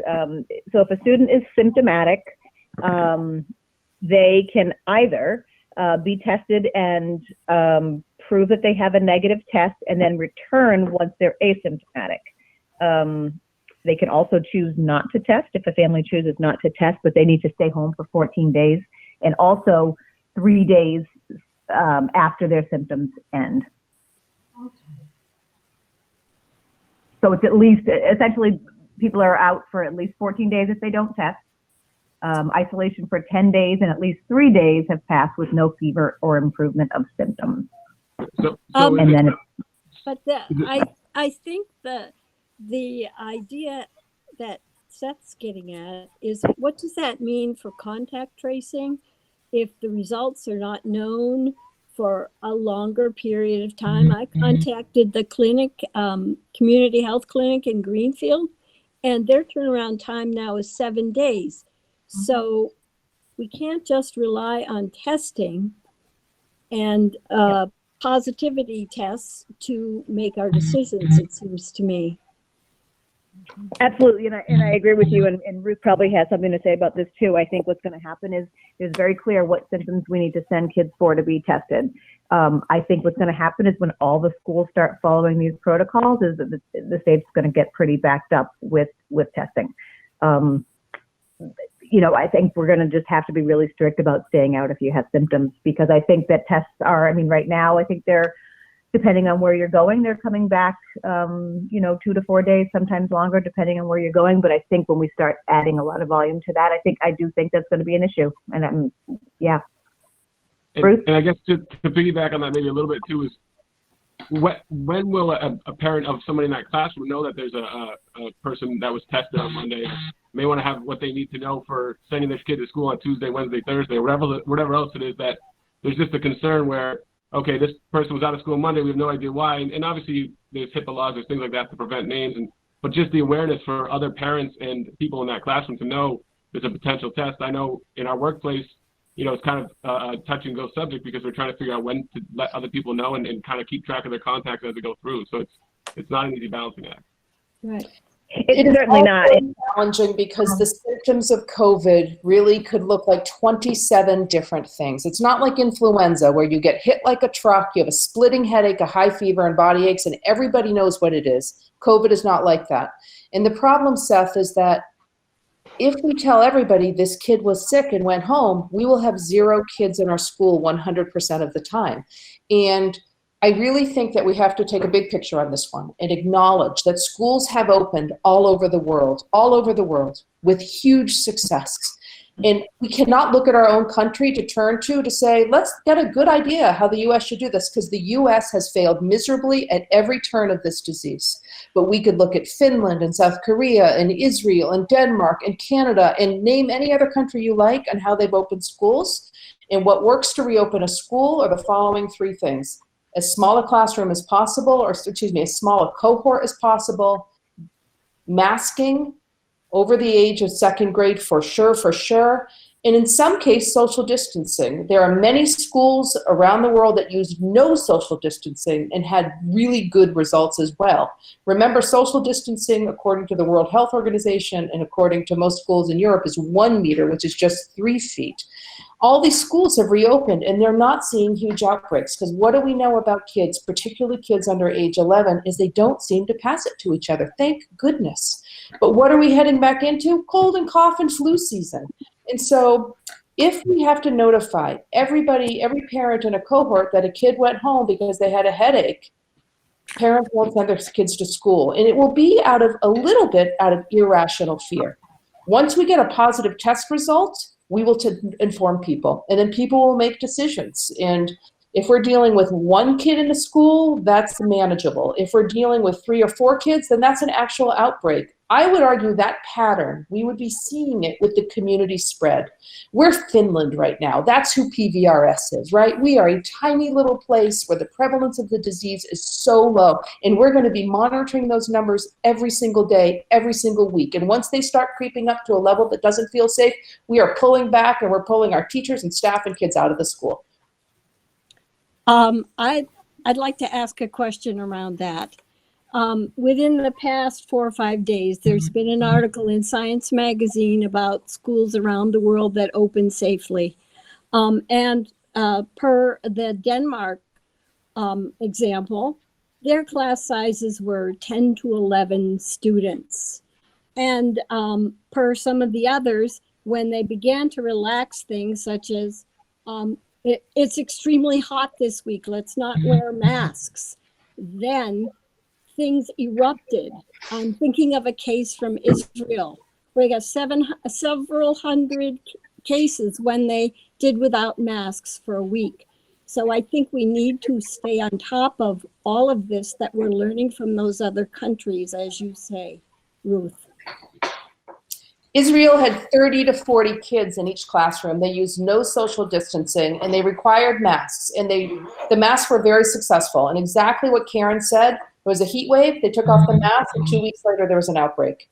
So again, we can look at many other countries, and that Science Magazine article that Karen's referencing it's a general article, but it talks in very great ways about all these other models that have happened. And again, for 15 years that I've moved back to Western Mass, boy, it has been hard to be a rural district that was underfunded, where we had to lay off teachers. It has been so painful to be part of this district, and yet I have so much loyalty to our great PVRS district. Having said that, we're lucky right now. We are lucky to be a small rural district in the tiniest county in Massachusetts where the community spread is so low, because I actually think we can safely get our kids back to in-person learning, and we can protect our teachers and our staff at the same time. And when we need to pull back, we will turn on a dime and pull back again. Dr. Poti, did those studies that you're referencing talk about screening? Is that part of the things that they've instituted in Europe? No, in general, screening of asymptomatic people is a really tricky thing. I think everybody wants to believe the test is 100% accurate, but the test is not 100% accurate. The test is quite good if you're sucking fluid out of somebody's lung who is intubated, right? That's the model. So, but I'm sorry, I don't mean testing. I mean doing a pre-screen, your own personal pre-screening. I don't mean testing, sorry. I know, I'm sorry. I think that there's ambivalence about the screening questions. A lot of us do it by showing up to work every day, and we're required to answer a set of questions. And if people answer the questions honestly, then it's a good screen. If parents are like, I need my kid to leave because I've got to go to work, and I know that they complained of a stomach pain and headache, and we participated in the old model of sending our kids to school sick, and I have done that before, we have got to have a very strong contract with our parents in our community that says you don't get to send your kid to school sick. And it is part of the very good 60-page document that's put together that talks about this contract with parents, that they are honest in order to protect society. And I have to say, I'm so proud of our community and how many rule followers we have, to be honest. And guess what? A lot of parents are going to have to call out sick because their kids are homesick. They're going to have to call out sick 20 or 30% more than they ever did in the past, but it's what we have to do. So Jessica, thanks for asking that question. I'm sorry I confused the answer. So I have one more question. I'm going to base it a lot on parent comments and emails and just conversations that I had with parents. And you and Carla have both mentioned, following the rules, and that's been very strict. I know my family has been that way. Our kids haven't seen friends. A lot of people, other kids haven't seen any friends. And now that school is starting, we're kind of saying that rule is not the same. So unless I missed something, has that rule changed completely where we're not? I mean, nowhere before would you sit in a room with another set of kids for 5 or 6 hours and feel comfortable with it. So Is that just something because school's starting, we're now changing it? Because we did a great job. Franklin County is great. It's low. I'm happy to be in this county as well, but we followed the rules, and now we're going to say, hey, kids, that's out the window. Go sit with your friends and try to stay with them the best you can. It just doesn't seem logical to me. Well, Seth, I'm going to jump in and then I'm going to have Carla jump in on this. I want you to go back to where we were on March 13th and where we were on April 13th and May 13th, and just remember how horrible it was in this state. And then people like you and your family followed the rules. And then we drove this virus down to almost nothing. And I know I'm panicked. I drove up from Springfield today. I just left Bay State. And it is really nerve-wracking to be in places that are starting to feel like little tiny fires, little wildfires that are going off. And the question is, can we suppress it or can we not? I don't know that, but my hope is that we were able to drive those numbers down. So here's the difference, Seth. Your kid is going to be sitting in a classroom 4 feet, 6 feet apart from another kid. They are going to be scrubbing their hands. They're going to have a mask on. We are going to teach outside as much as we can. I am a big advocate of every window open. I said to my kid, my youngest kid who's still at Pioneer, get ready to get your winter clothes out because you're going to need long johns and a hat and mittens because I want you outside until you're not safe to be outside. I want teaching with windows open for air circulation because it's the safest thing we can do for our kids. And that's not normal teaching. I know that. It's one of the reasons why starting out slowly and getting our teachers who are so creative and so capable to think differently about how we can do this in a way that keeps our kids safe. So I agree, Seth, it seems weird to be doing this, but we're not doing the same old, same old. Our kids used to be sitting on top of each other. They were coughing and sneezing all over each other. You know, I think our kids, for better or for worse, have learned to know a new way of being in their bodies in relation to other people. I mean, my kids don't ever touch anybody else. They don't hug people. They don't shake hands. Like, this is their new normal, and it wasn't like that back in February of this year. This is Karen again. I have questions about ventilation since you brought up having the open windows. For Kevin, I know, at least in the high school, because I'm familiar with that, that one of the science rooms has absolutely no windows and one has one little tiny window. I was in that classroom teaching, so I know about it. What is going to be done for the students and the teacher in that classroom?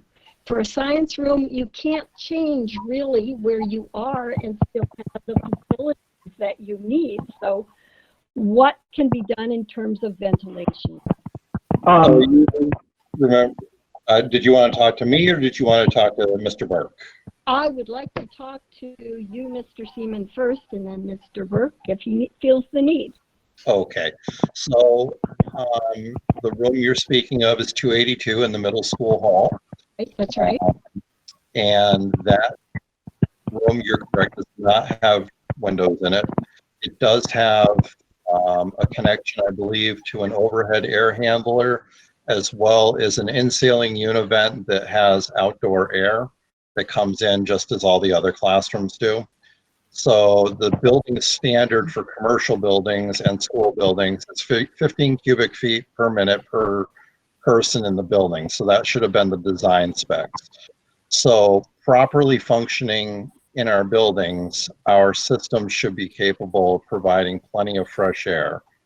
To couple that with the disinfection that we're doing at night and the use of the HEPA air purifiers, especially in that room, the purifiers that I'm looking at are 1,000 to 1,200 square feet, I believe. So I would be, again, my child's going into 8th grade. I'd be reasonably confident that that he would be safe in that classroom with the distancing, with the masks, following the rules.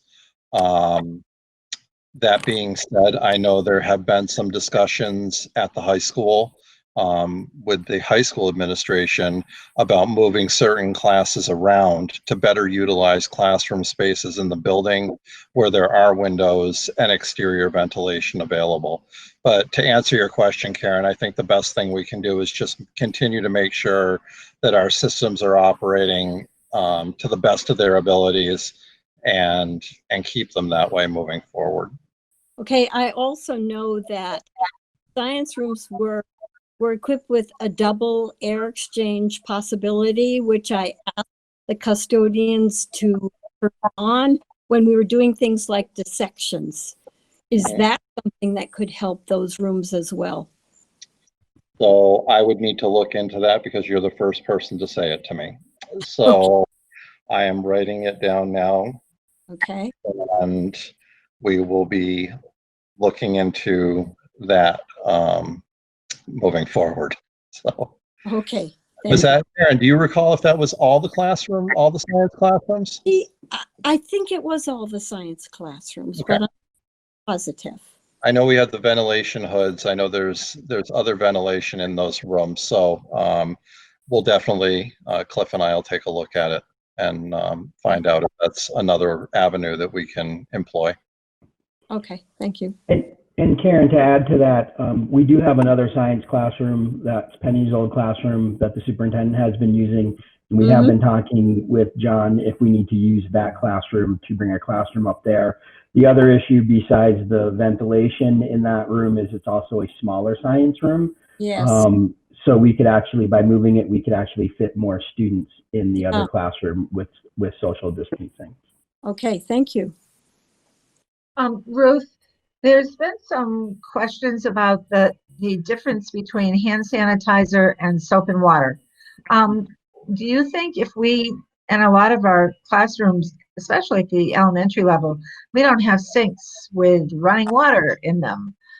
Is hand sanitizer going to be a second best, or is it equal? I mean, what are we going to do to wash those little pods? I know. I think it's not exactly equal. I think water and soap is really the best thing for 20 seconds. But having said that, I think I've said this to you guys before. Every time you wash your hands, you're reducing viral spread by a significant number. And if all of us washed our hands only 5 times a day, I think I washed my hands 45 times today, but 5 times a day would reduce viral spread by 40%.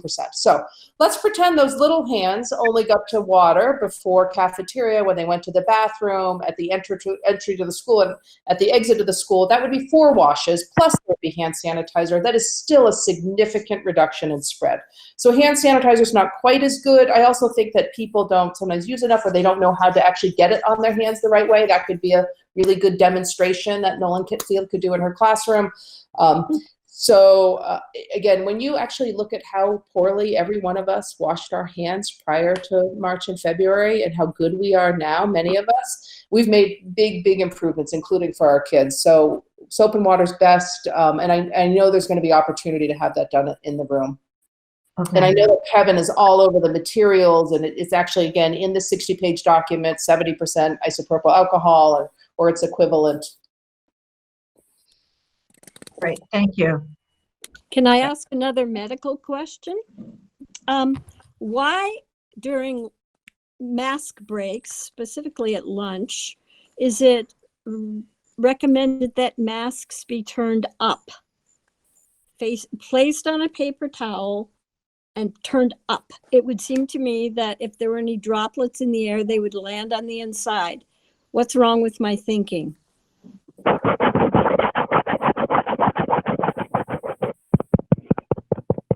Carla, I was going to have you take that one, but I can do it if you want. I think you know it. Can you hear Carla?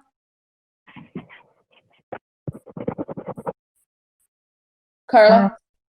Well, I don't know if Carla's still on the line, but Karen, the answer to that question is it's about donning and doffing, right? It's about how to safely re-put on a mask without contaminating yourself. So I hear what you're saying, which is my lunch buddy 6 feet away did a very forceful sneeze, and then their sneeze droplets landed on my upturned mask, and then I put my mask on. It does seem like a bad idea. First of all, that's a super forceful sneeze to get onto my mask 6 feet away, because in the cafeteria you are going to be 6 feet away.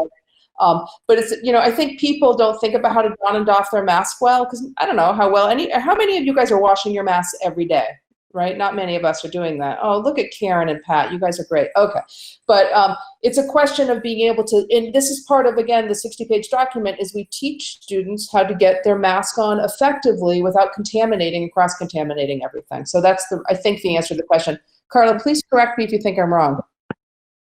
Nope, sorry, I'm having some technical difficulties with my phone. Nope, that's part of what we'll be doing. Definitely is instructing everybody on donning and doffing masks for sure. Okay.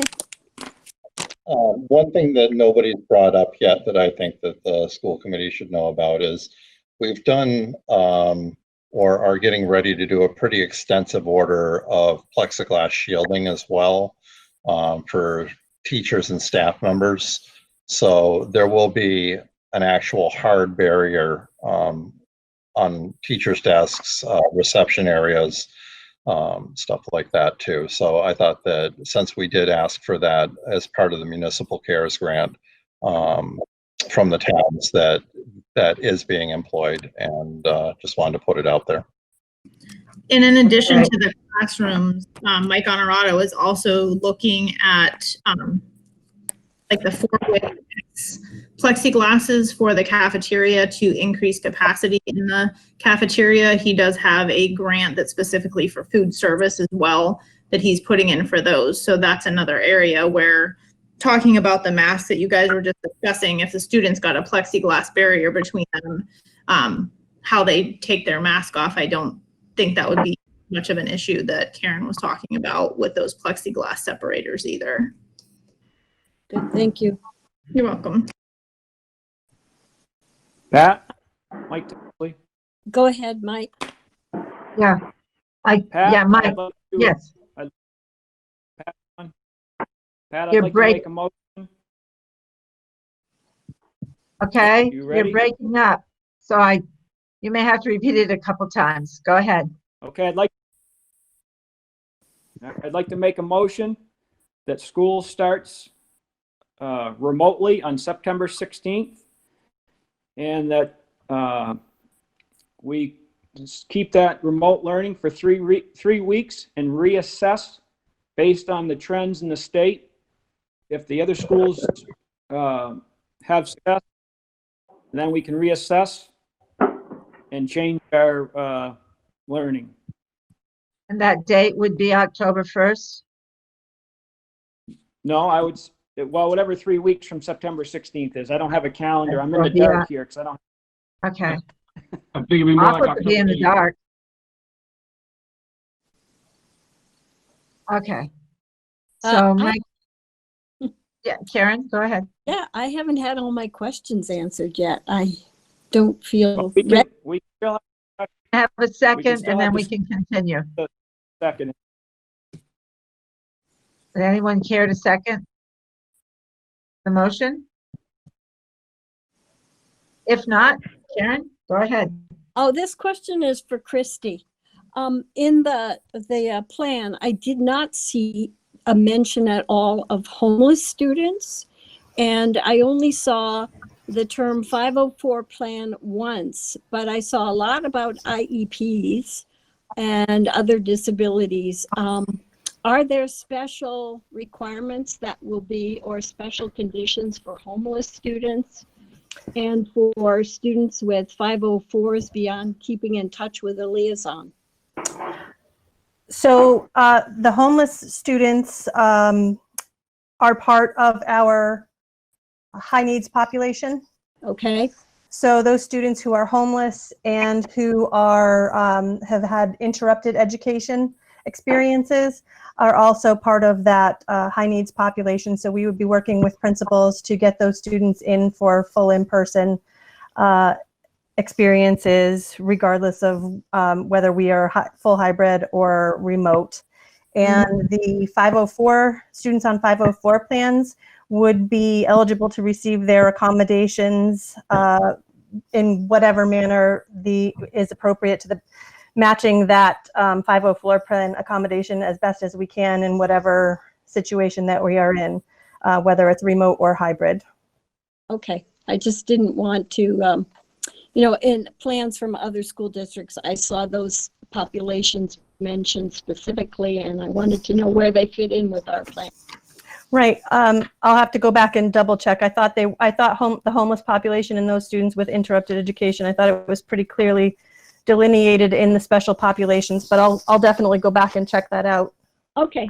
All right. Thank you. we spent a lot of time editing, and my hope is that it didn't get accidentally edited out. It too. I've heard a lot of talk about tents. I've gone winter camping. I know how chilly it can get. And if we're going to have sides on these tents, isn't that going to be the same as an inside room that's enclosed? Or, I mean, to me, it would be the same because you'd be inside of a closed area. And just because it's cold, I don't think that kills any germs. Maybe it does. I'm just a little nervous about that. Whether we've thought of putting some kind of a heater in the tents to try to just take off that chill to keep the kids out there as long as we can. And the teachers. I mean, everybody's going to not need long johns and duck boot. I mean, you know, bean boots. It's going to be cold. So what thought have we given to, yeah, tents are a great idea, but we need to think of comfort to a degree also. I don't know. Yeah, I can hop in. Oh, yeah, let me hop go in, Tanya. So the tents are looking at renting, you know, they do for each school. They do have sides that could be up or down. And there is a possibility that we could put heaters in those if needed. And I did talk, I don't know if Dr. Poti wants to hop in, but I know she's big on utilizing outdoor space. And if you have any more specifics about if it was a chilly day and we had a heater in the tent, yeah, I think Pat's getting at, is it the same as a classroom, or would it be considered a little safer because it is outdoors? And what's your thought on that, Dr. Poti? Well, one is that the tents in general are bigger spaces, right? In general, the tents are bigger. So that would be larger space to spread out. If the flaps are down, there's not a lot of air movement or circulation. So what do we know drives down the transmission of the viral particles is air movement and sunlight. And the transmission rates outside, not outside in an enclosed tight tent, but the transmission rates outside are not quite zero, but they're darn close to zero. And so again, Pat, I don't mean to force my 16-year-old outside in November 29th when she's miserable, but guess what? September and October can be awesome in New England. Exactly.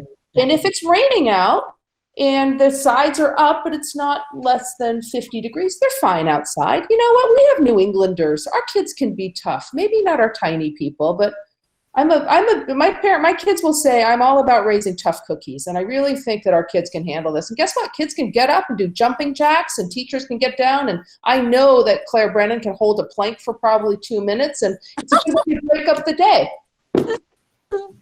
And I was just going to say too, right now, the cost and what's being funded for these tents is through November. We are currently not actually looking at the walls for them, but he did state that if we wanted to add them as the weather changed and there was a need for them, that we could start to add those on at that point.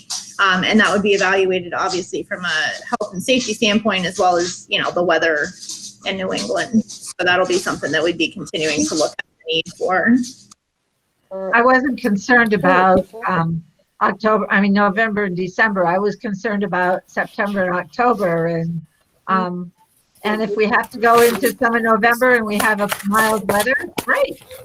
But yeah, it's just a little concerning. Are we thinking about using those tents in Bernardston for some of those bigger classrooms? Class sizes, sorry, not bigger, a bigger classroom for the bigger class sizes. I can let Kelly, if you're still on, you want to talk about the tents that you have been talking to with the towns about that you're going to use at Bernardston. I think that's Jess's question. Yep, absolutely.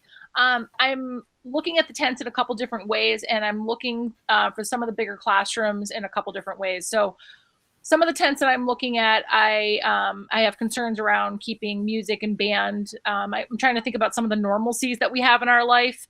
Music and band is one of those pieces. I'm also looking at the tents to allow for supports for the special population around the pre-K and kindergarten. Again, students that are not masked and who often struggle with actually understanding what distance is at 3 years of age. I mean, that's going to be really hard to keep that as a teaching practice for the students. So thinking about those special populations. And then the other tents that I am thinking of having another one on the off days of music and stuff like that is to be able to provide either a rotating schedule for the teachers on some of the bigger classrooms and also looking at some of the additional spaces within the school. So for example, I am clearing out our computer lab because we are looking at to have a one-to-one initiative with Chromebooks for all students from K to 12. So if all students have Chromebooks, I find my computer lab a little bit moot at this point. So I will be breaking that down to utilize additional space. I'm also going to be looking at additional space for my art room because I'm going to have the students stay in their classroom and art will be provided on a cart into the classroom. Again, having an additional space because the art room is a little smaller, that would be a great space for a breakout of one classroom only, right? So I'm thinking about a few of my bigger classes and how can I split up academic areas? How can I have, students, in one classroom who might have a larger population for reading services, being able to have some of that divide in the classroom settings with not intermixing cohorts and stuff like that. So there is quite a balance that I'm looking to do to be able to meet all areas of need. I'm super interested in how that all ends up looking. That 22 and 23 student classrooms make me very nervous. I feel like that's quite a large group of kids hanging out together. It does look like there's some classrooms there's one classroom that maybe is bigger. I don't know if those classrooms have already been assigned, but that 6th grade classroom looks bigger for the 15 kids. The 6th grade, there are 2 6th grades because I have 31 or 30 6th graders. So having 2 classrooms, and that would be assuming that every single student in every classroom with every parent agrees to send their student, which again, from emails and communication with families, I don't think that all families, no matter what plan I discuss or safety practices, feel comfortable coming.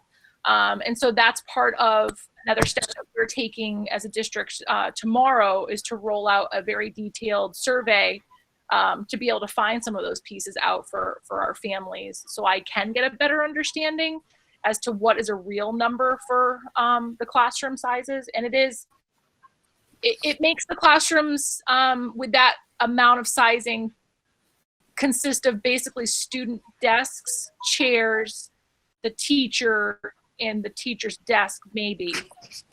It really is bare bones in the classroom, but allows for teaching walls. So if you look at the chart that I created, and you can go into the draft as well, you can click in on one of the links where I use the word chart, and I provide all of the descriptions, what it would look like from 3 foot all the way up to 6 foot. I did strive for 6 foot as much as possible. That was my goal, knowing that would give comfort for a lot of people as well, even though DESE has recommended 3 foot distancing. Yeah, I'm happy to see there's no 3 feet in there. Thank you. Yep. And just to add to that, I know Kelly had mentioned it. Our plan is to send a selection form home or out, district wide, asking if parents plan on sending their, students and children in to the in-person learning, or if they're going to choose the remote learning option. That would, if 25% of our district, for whatever reason, chooses the remote learning option, then we will know, and we, know that information. We can space out our classrooms even more and plan accordingly. Also, part of that selection form would be regarding transportation. If they're eligible to take the bus, do they plan on taking the bus?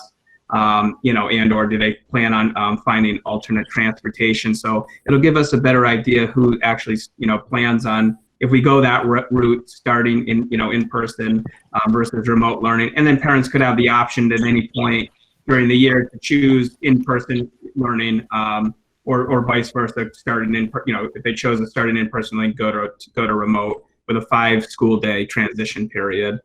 So that's an option too. That'll help us better plan and space out even more. Pat, can I say something? You certainly may. Thanks. Yeah, so I guess I just want to chime in about the 6-foot distancing and the charts that are being discussed currently.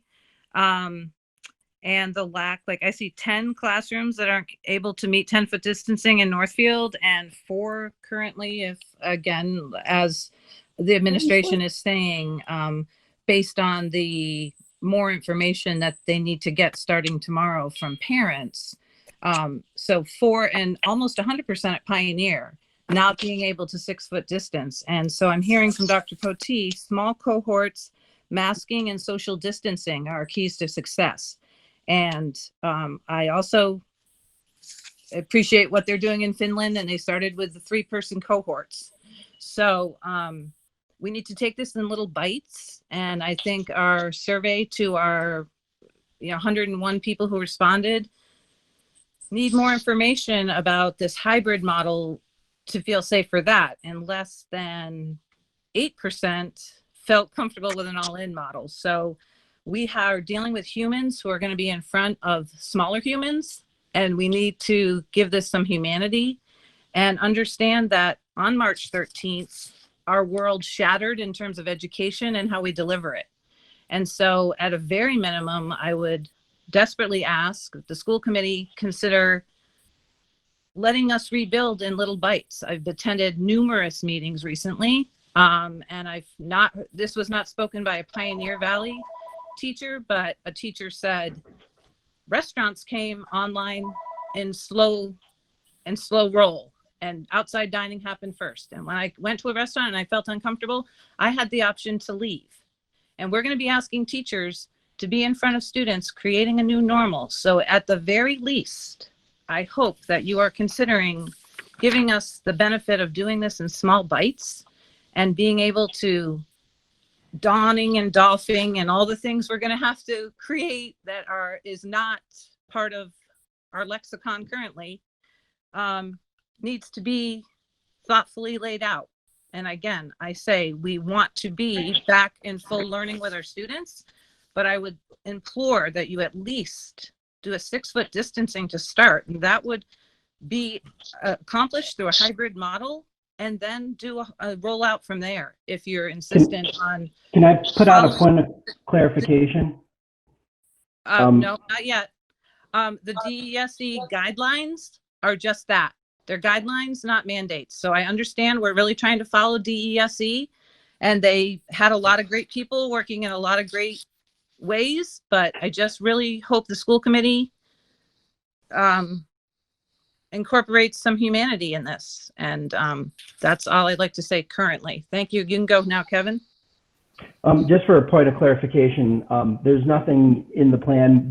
What was put out for Pioneer shows how many students can fit. There's nothing in there that shows which classrooms can or cannot fit. So the statement where no classes can fit at 6-foot social distancing is nowhere. I'm not quite sure where that statement came from. Well, and I made a comment earlier on that once we actually have gone through and completed our schedule and have added the 8th block, we are actually going to be closer to 6-foot social distancing in most of our classrooms. So I'm hearing closer and almost and things like that. So that's not helping me feel better about that. Well, we're all that's in this different together. than 100% not meeting 6-foot distancing. And so my final comment is on this rollout, and I know John's called me and said that the administration had changed what the reopening committee had decided. But on the 18th, if you look at this calendar before you, cohort A and cohort B are supposed to come through the elementary schools all in the same day with only 15 minutes between them. So I certainly don't feel safe about that, and neither do my colleagues. So I just ask you, we were on these committees, but often things were changed after. So I just want you to hear that and know that, and this is an imperfect world. And we put our feet on the ground each day and say, give me the strength to do this imperfectly and serve others. So I'm not saying that anybody's perfect or anybody should be. Pat, Mike. Mike, yeah. I think there's a big part of the picture that we're missing here. I keep on hearing the kids will have choices through their parents, but the teachers do not have a choice, really, here. They want to come to work. They have stated that they want to be in the classroom. Even if it's a remote learning, they want to be in the classroom. And I think talking about taking it by small bites, and that's why I requested that if we did the remote for 3 weeks, it gives us time to learn how to do the remote learning. So if sometime in January the state closes the schools, everybody is up to speed with that learning process. Also, it gives the teachers time to talk with the students on how to put the masks on and descriptions like that with the parents. I just think that we got 61% of the staff that doesn't feel comfortable coming back, and they're going to get some training. But I think if we provide that small bite, even if we adjusted it from 3 weeks down to 2 weeks, at least at the initial start, I think that it provides everybody a little bit more space to make the decision when we actually go to either a hybrid or full learning, if we choose the remote. I just think that respecting the students and parents, but also respecting our staff is key here.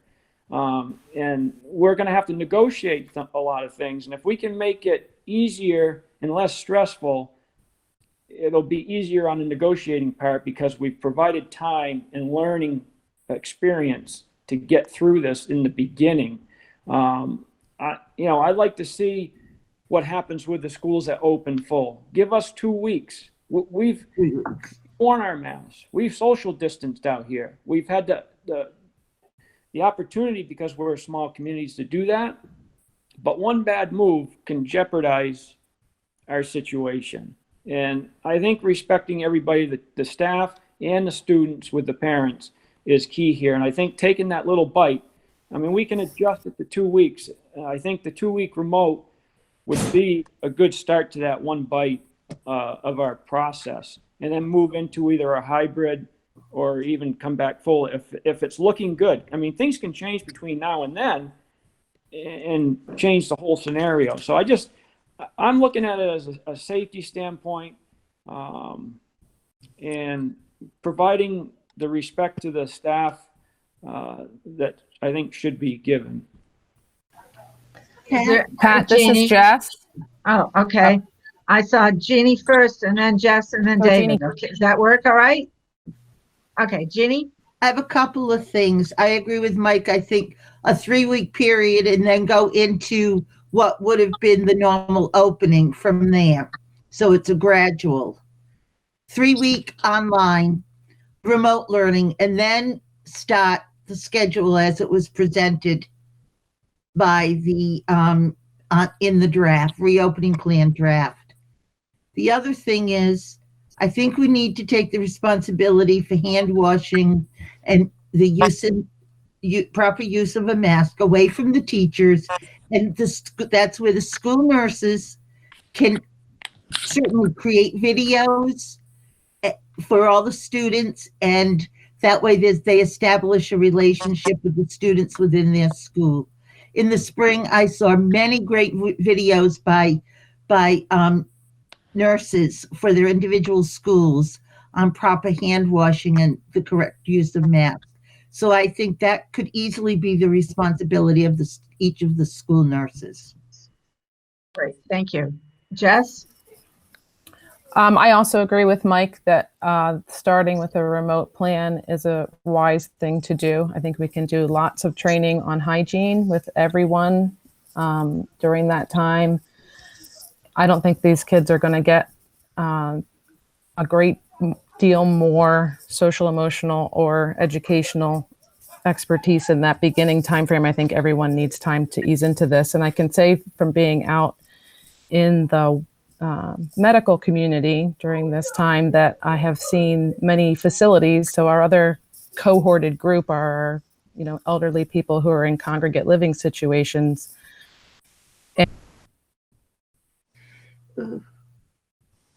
Whoops. Jess, you're frozen. Yeah. Lost her. Well, David, why don't you speak, and then if Jess comes back, we'll let her finish. I'm thinking David is frozen David's too. frozen too. They're both in Warwick. Pat, this is Megan Damaris. If there's a Okay. chance, I'd love to speak, but I don't want to jump in front of anybody. Maybe now's a good time because it looks like they're frozen waiting for you. Okay. I want to say that I hear what everyone is saying. And also what I heard very loud and clear from faculty in the spring was, thank goodness the teachers had had a relationship with the students before going to remote, because remote is super challenging. And so I would just ask the committee to consider in whatever form the benefit of having the opportunity to build the relationships with students in person, and how that will have a positive impact on any type of remote experience, whether that is, bound to happen eventually or part of the plan. But I do have concerns about starting in full remote without having an opportunity for the teachers to get to know the students and the students to get to know the teachers. It's just a very different experience online than it is in person. So I just would ask that to be considered as part of the big picture of everything else that's being considered. I think that's a great point. Yeah, Understanding. Yeah. I agree with Megan that I would support a hybrid rollout. I'm just uncomfortable with the rapid pace, especially of those 3 days. And September 16th is not appropriate for teachers. Very, very well may be reaching out to families on the 16th, and some orientation could be planned, but to invite a whole cohort in, that's not even clear of our 10 days that are ones that, that the DESE has allowed, if we're going to be sticking to their guidelines. So the 16th is definitely in question in my mind. I'm in favor of a hybrid slow roll, but I think a slow, cautious roll, because we're going to be tasked with teaching young, old, all students this new normal. And so we need to be given the time to do that and not be hustled into all in because of whatever reason that might be. And if it's feasible, if it's safe, then we should do that too. But the 16th, 17th, 18th is an uncomfortable rollout. Was my. Whoa. 10 days earlier, and with the commissioner giving the teachers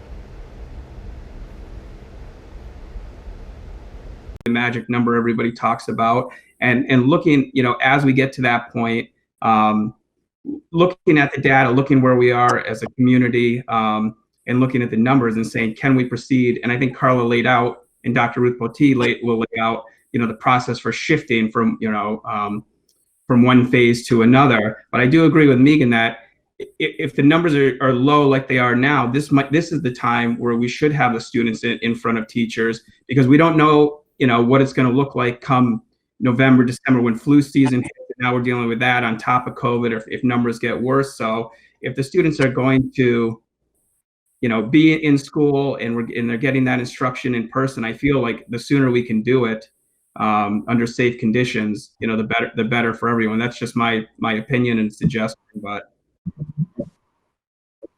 I would, I think Jess joined us and David did too. So I'd like to hear from them if that's okay. Jess, are you there? I'm back in. I don't have power, but my phone is able to connect in. Okay. So I missed the last bit of what that piece was. I just would throw the one more thing in, which is I also agree that we shouldn't start off by having more than one cohort in the school on a certain day. And we should block them on, if they're going to be 2 days, those 2 days should be together and then a break and then the other cohort. Okay, thank you. David, are you there? David? Nope, he's not there yet. Okay, I thought he had just joined us. Does the committee have anything else they'd like to discuss, or shall we entertain a motion? All Pat, right, I'd like to make the motion. okay. I'd like to make a motion that on September 16th, school starts in a remote learning process and start that for 2 weeks instead of the 3, 2 weeks to bring the kids up to speed in that in the staff for the start of the year.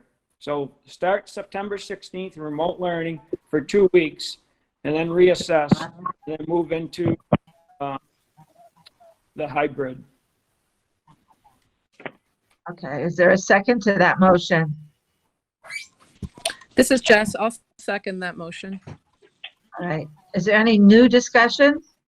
Well, so I guess my question would be, what does the reassess look like, and what is that? Like, just because out of curiosity, I would say things are different then, and you've got to reassess and figure out what's going to happen. What does that entail? I think that reassessment, I think before school starts, I think the governor and the superintendents with DESE are going to reassess before we start anyways, no matter what we do for a plan tonight. That's almost a given. And then when we get to the reassessment after 2 weeks, I think we check with the state health department, DESE, and the CDC, along with the governor, and see where we're at. I mean, we could drop off and have nothing for cases, in the whole state, or we could have a flare-up. So I think that's where we need to check with the health officials at that point. And if the cases have dropped significantly further, down to say 0.5% or something, then people are going to feel a lot more comfortable stepping into the schools in that case. So I just think that I guess my real reason for doing the remote learning is, my concern is if something happens November, December, where the schools get shut down, where we just in, that we wouldn't have the learning of working with the Chromebooks that the students are going to have. I just assume let's get the kinks out early in that and protect our staff and our students in the first 2 weeks. That's my goal, is a health safety issue. And the other thing, Mike, to piggyback on that, I think your first motion was better with the 3 weeks, because I mean, it seems like the COVID, it could take up to 14 days to show. So like you said, you can actually get a feel for other districts that have opened and been there for 2 weeks. So I don't know, I would just maybe say go back and do the 3, and then we get that last week to kind of see if other schools in the areas are having flare-ups, and then can really reassess with some decent numbers. I don't know if that's more makes sense or not, but and you're right, you do get a good feel for how remote works, and people can be accustomed to that if it has to go to that. Well, that was the original reason for the 3 weeks, was because it's 14 days before if somebody is, it's contagious that or whatever. where you're going to see the issues, yeah. Yeah, and keep in mind, we got a holiday weekend, 2 weeks before the 16th, that could affect if people go out of town for vacation. So I just think starting out with the small bites, like Renee said, I think it helps our staff feel comfortable. And whether it's the 2 weeks or the 3 weeks, I mean, somebody can make an amendment to the motion if they want, or. Mike, is it okay if Carla, if you're still on, and Seth, I mean, I think she and Dr. Poti are putting some protocols in place. I mean, that may answer your question, Seth, if Carla's still in the meeting to see what those protocols. And Carla, are you still on that you can answer that? Like what we'll be looking for from a 2 week. What we're looking for. I'm sorry, I didn't hear you well. So I'm just saying, if Mike put a motion on for a 2 week remote start, and then Seth is saying maybe it should be 3, and what protocols or what are we going to look at for data to see how we phase in or out of one of the learning mode we're in. So if we start remote for 2 weeks, what are we going to look at to determine hey, are things looking better? Can we start with the hybrid, and go into that model? And do you think the 14 days, if we do start remotely, is enough time, with the testing and everything, and seems to be the magic number, 14 days, or do you think it'd be better for a 3-week remote start? I would have to say, remind everybody that the survey really suggested that people are very uncomfortable coming back, and that maybe the longer remote piece might make them feel a little bit more comfortable. Okay, I just want to hear from Carla, really. I just answer a question. Come back. I want to speak to that just a little bit after that, but I think Ruth and I had discussed this. We think, as long as the numbers stay below that, 4 cases per 100,000, or if we have kind of a, less than 4% positivity rate, I think that's what would be considered safe as far as this plan goes, as far as getting kids in the building. I think regardless of when we get kids in the building, it does have to be small numbers as long as we can do that. And that would speak to the steps. And I think it's also really important for everybody to feel comfortable coming in the building. That's important for parents and, of course, faculty and staff, most importantly, because they want, what kind of learning are we looking at? Especially for kids that are just starting school. I mean, look at the kindergartners who are going to be starting school for the very first time in their lives. We want people to feel comfortable with what we're doing. So I guess if whoever made the second wants to take that back, I can adjust my motion to 3 weeks instead of that was Jess. I can amend it too, Mike, if you need me to. Okay, well, yeah, if you want to do that. Sure, yeah. So I'd like to make a motion to amend Mike's motion to 3 weeks remote start, and then go with the slow rollout that was proposed in the planning, and reassess at that time. Okay, do we need a second to the addition? I'll second it. Okay. Now we'll vote first on the amendment. So all those in favor of the amendment of 3 weeks remote until the 8th of October. Mike Townsley's yes. Okay. Karen? Karen O'Neill, no. Yes. Mike said yes. Jeannie?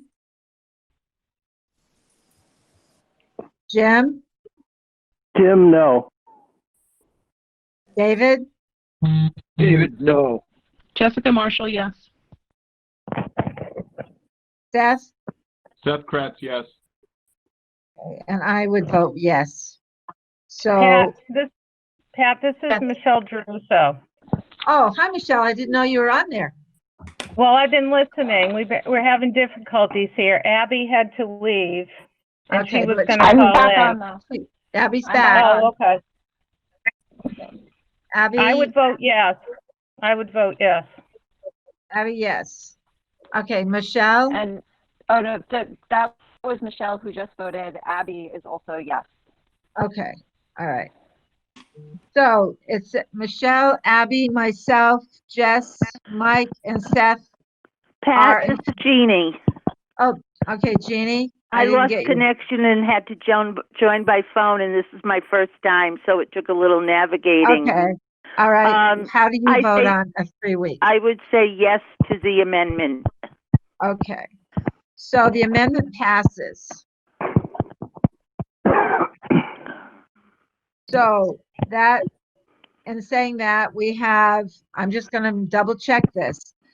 We have Michelle, Abby, myself, Jess, Mike, Jeannie, and Seth in favor, with Karen, Jim, and David opposed. Am I all right on that? Yes. Yes, from Jeannie. Okay. All right, so that motion passes.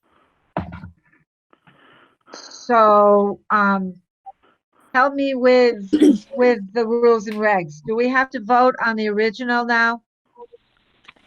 Are we done with the discussion? I have a question actually. Yeah. So I'm not done with discussion. I'm not either. Is that Go okay ahead. to go ahead, Pat? Yeah, I guess. So I missed a little bit because of technical difficulties, but I was hoping to go back to Seth's question and have John or Carla or someone else who's going to be in that process of deciding what model we're moving to based on the numbers, to what the process of that is. How much control do we have over that versus the state? Is Seth? So this would be who is it? Dr. All right. Pote or Carla, if you're still on. Is anyone on from the medical field? This is Dr. Pote. Thanks. You know, at this point, according to the DESE guidance, they really are relying on local districts to make their local decisions based on local numbers. So for a long time, they'll let us do that. What they'll do, Abby, is if we totally screw that up, then they'll probably step in and say, wow, you guys are doing a terrible job and your rate of positivity in the community is 15% and you're still going full functioning. But that's not what we're going to do. So you remember that last year we closed our school a smidge earlier than actually everybody else did because we saw what was coming, and we were allowed to do that. And then the state closed the schools. You know, I think it was the week later. So then in terms of our local decision making, in terms of looking at those numbers, then Dr. Pote, are you involved in that? Carla, John, like who? All of us. And in fact, all of you. Okay, I mean, like, great. we're all looking Okay. at the same numbers. They're not concealed numbers. They're not numbers available only to people with licenses. They're just the same numbers we all look. The state puts them out. I follow all the local hospitalization and test rates at the Bay State system and the Cooley-Dickinson system. So I sometimes know things a couple days ahead of time, but not much more than that. Okay, Karen, you had a question? Yes. I just want to explain my vote on the previous amendment, and that is because I was listening to the teachers who said that they felt that remote was not the way to start with a new group of kids. And so I am more in favor of starting with a hybrid model and beginning with one cohort at a time in the school every time we're there. I do not see the benefit of doing the training remotely. I think it's better done in person. And if one rolls out the hybrid model initially, all of the students will have training in remote learning on the days that they are not in school. This is Jim. I just want to piggyback on Karen. All right, thank you, Jim. Yeah, I agree with Karen, and I really heard what Megan had to say, and I'm really in favor of starting off with a hybrid. So I just want to claim my vote too. Right. And Pat, can I add on? Oh, something sorry. really Yeah. quick. Could I, I've been waiting all night. I'm a member of the I committee. know. Okay. You kept disconnecting, so we haven't. Yeah, we've heard had a from little you, so power problem here. That's all right. So go for it. I think we need to pull back from the return to the classroom, as I think we need to go much more slowly. This is, after all, compulsory education. This is not a trip to the grocery store. That was a very bad analogy, whoever gave it. When I go to the grocery store, I choose to do so. I don't spend much time there. I don't practice 3-foot social distancing. I'm concerned about adequate ventilation. I'm concerned about inadequate social distancing. I think we should start virtually. I think we should concentrate our efforts on becoming good at what we would do if we're forced to pull back. The virtualized, the digital.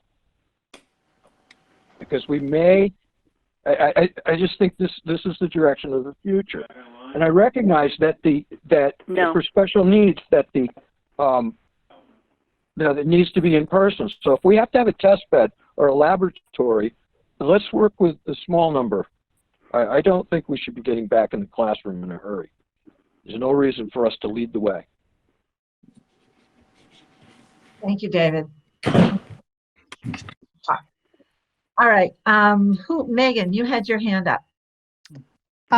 Yep, this is Megan. I just want to agree with Karen O'Neill. The idea, we got a lot of feedback from teachers and parents about the remote learning. And while I feel like our district did a quite outstanding job with it, and students rallied and teachers rallied and parents rallied, we definitely got feedback that more training and support was needed. And I'm very concerned about having to do remote training remotely. I think that it's really challenging. The whole process is very challenging. So even if that has to be in a modified in-person model to get kids back in person for the relationships as well as all of the training, I think that's the way we get kids and families and teachers successful with the remote learning if we make a decision to go there or if we have no choice to go there. But I think we would be doing our kids, our families, and our teachers a huge disservice if we started in full remote. Agree. Yeah, Mike, go ahead. I agree with David and everything he had said. I just think that this is a safety issue more than anything for our staff and our students, and I think that that's the key.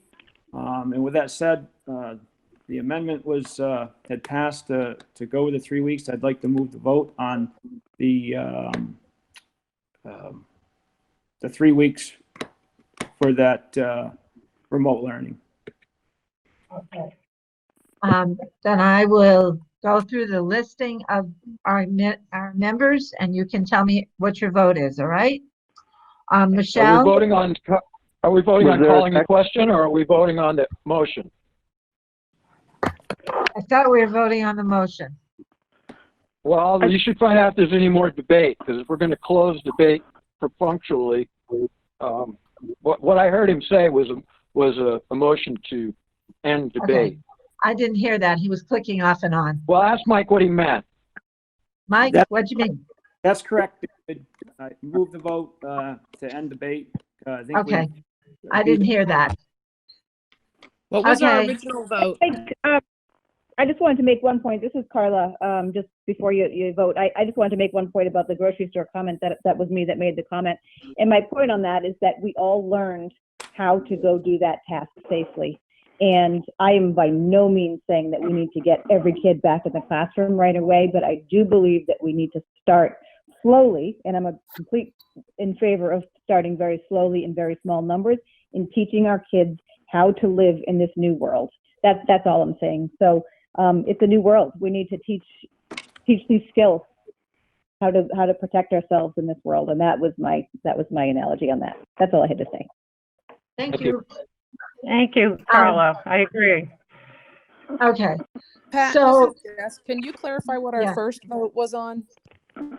Our first vote was Mike made it originally, and it was for 2 weeks, remotely for 2 weeks, and then on October 1st we would go to a combination. And then we had a second vote with 3 weeks being the number.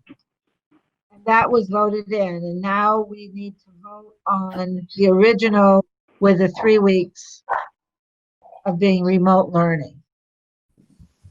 Correct. Am I correct? Correct. Okay.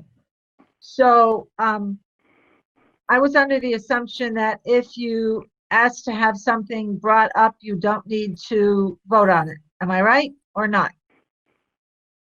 You ask to call the vote. So I would say let's go ahead and vote on the motion of 3 weeks of remote learning and then going to a hybrid. Michelle, Yes. Abby,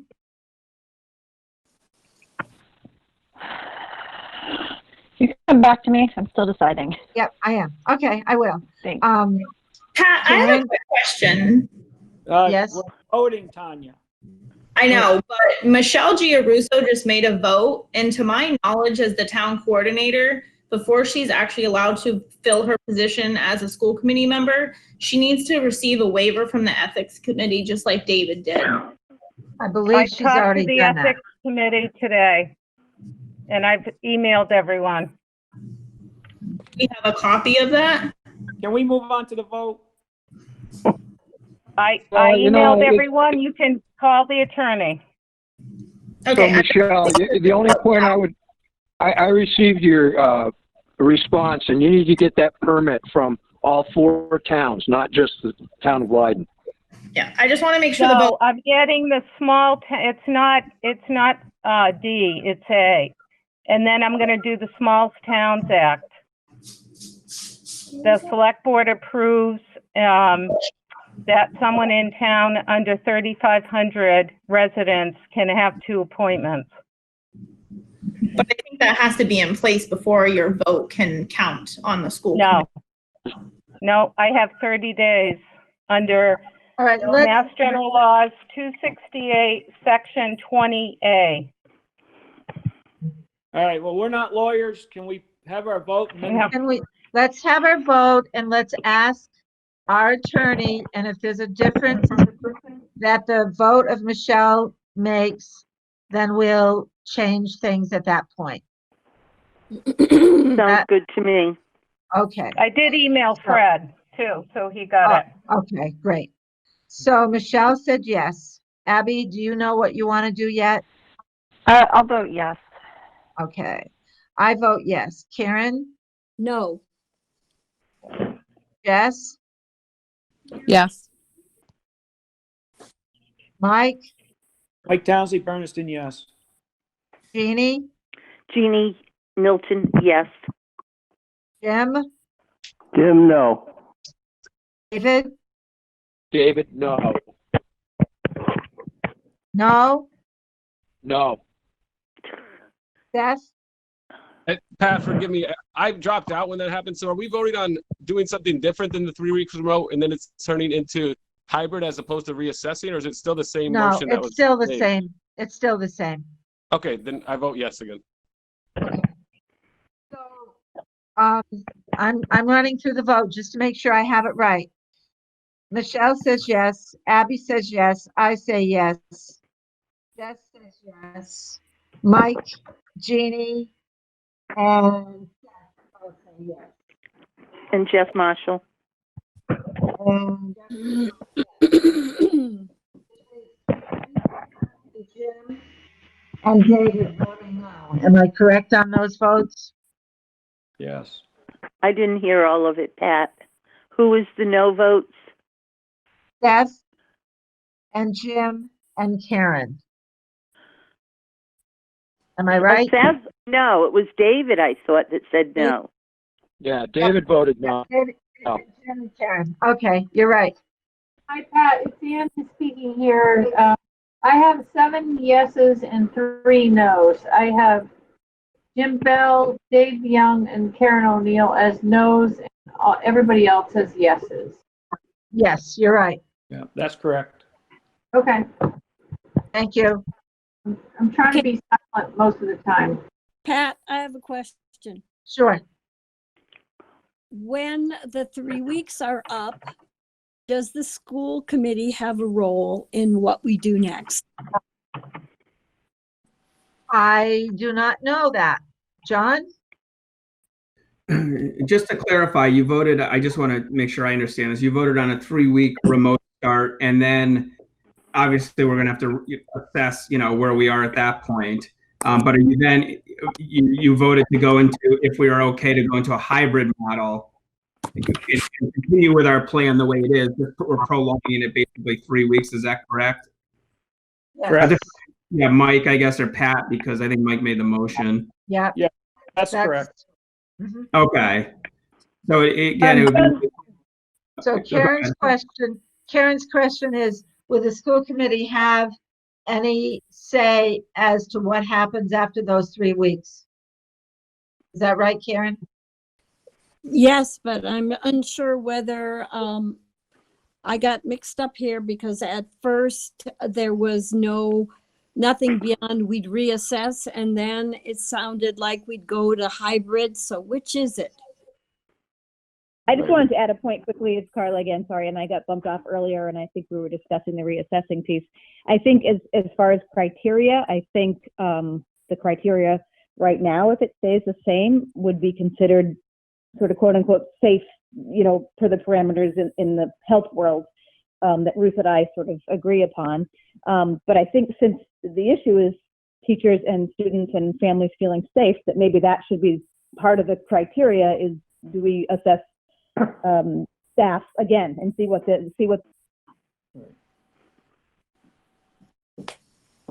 I think that can be all part of the reassessment, John.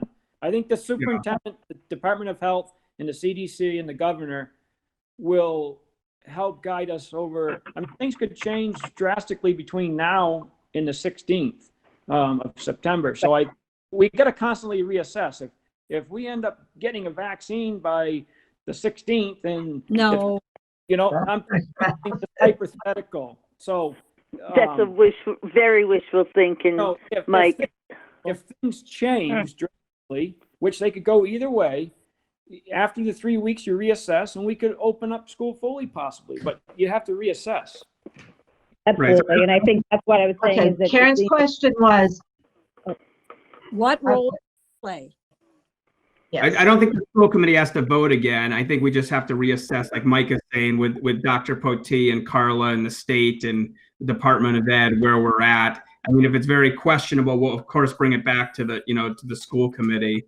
But I don't think we necessarily have to take a vote again. We'll reassess, and we'll have to reassess every day as we move forward. So, that's two issues. Is reassessing the health data, of course, that kind of goes without saying as part of the plan that's written in the document now, that we would be reassessing the data. But I had also thought we should be reassessing the staff survey and see where everyone is, if they're feeling better about the education. And to speak to Jeannie's comment earlier about the nurses doing the education, that's absolutely part of our plan. We've been working on that through the summer, is creating videos and helping teachers on how to help kids, and all this instruction that we plan on doing is absolutely part of the plan. So I wondered if that should be part of the assessment, is having the staff decide whether or not they feel comfortable, or having that be part of the process, at least resurveying and see where everyone is after we're in school, just faculty and staff for a little bit.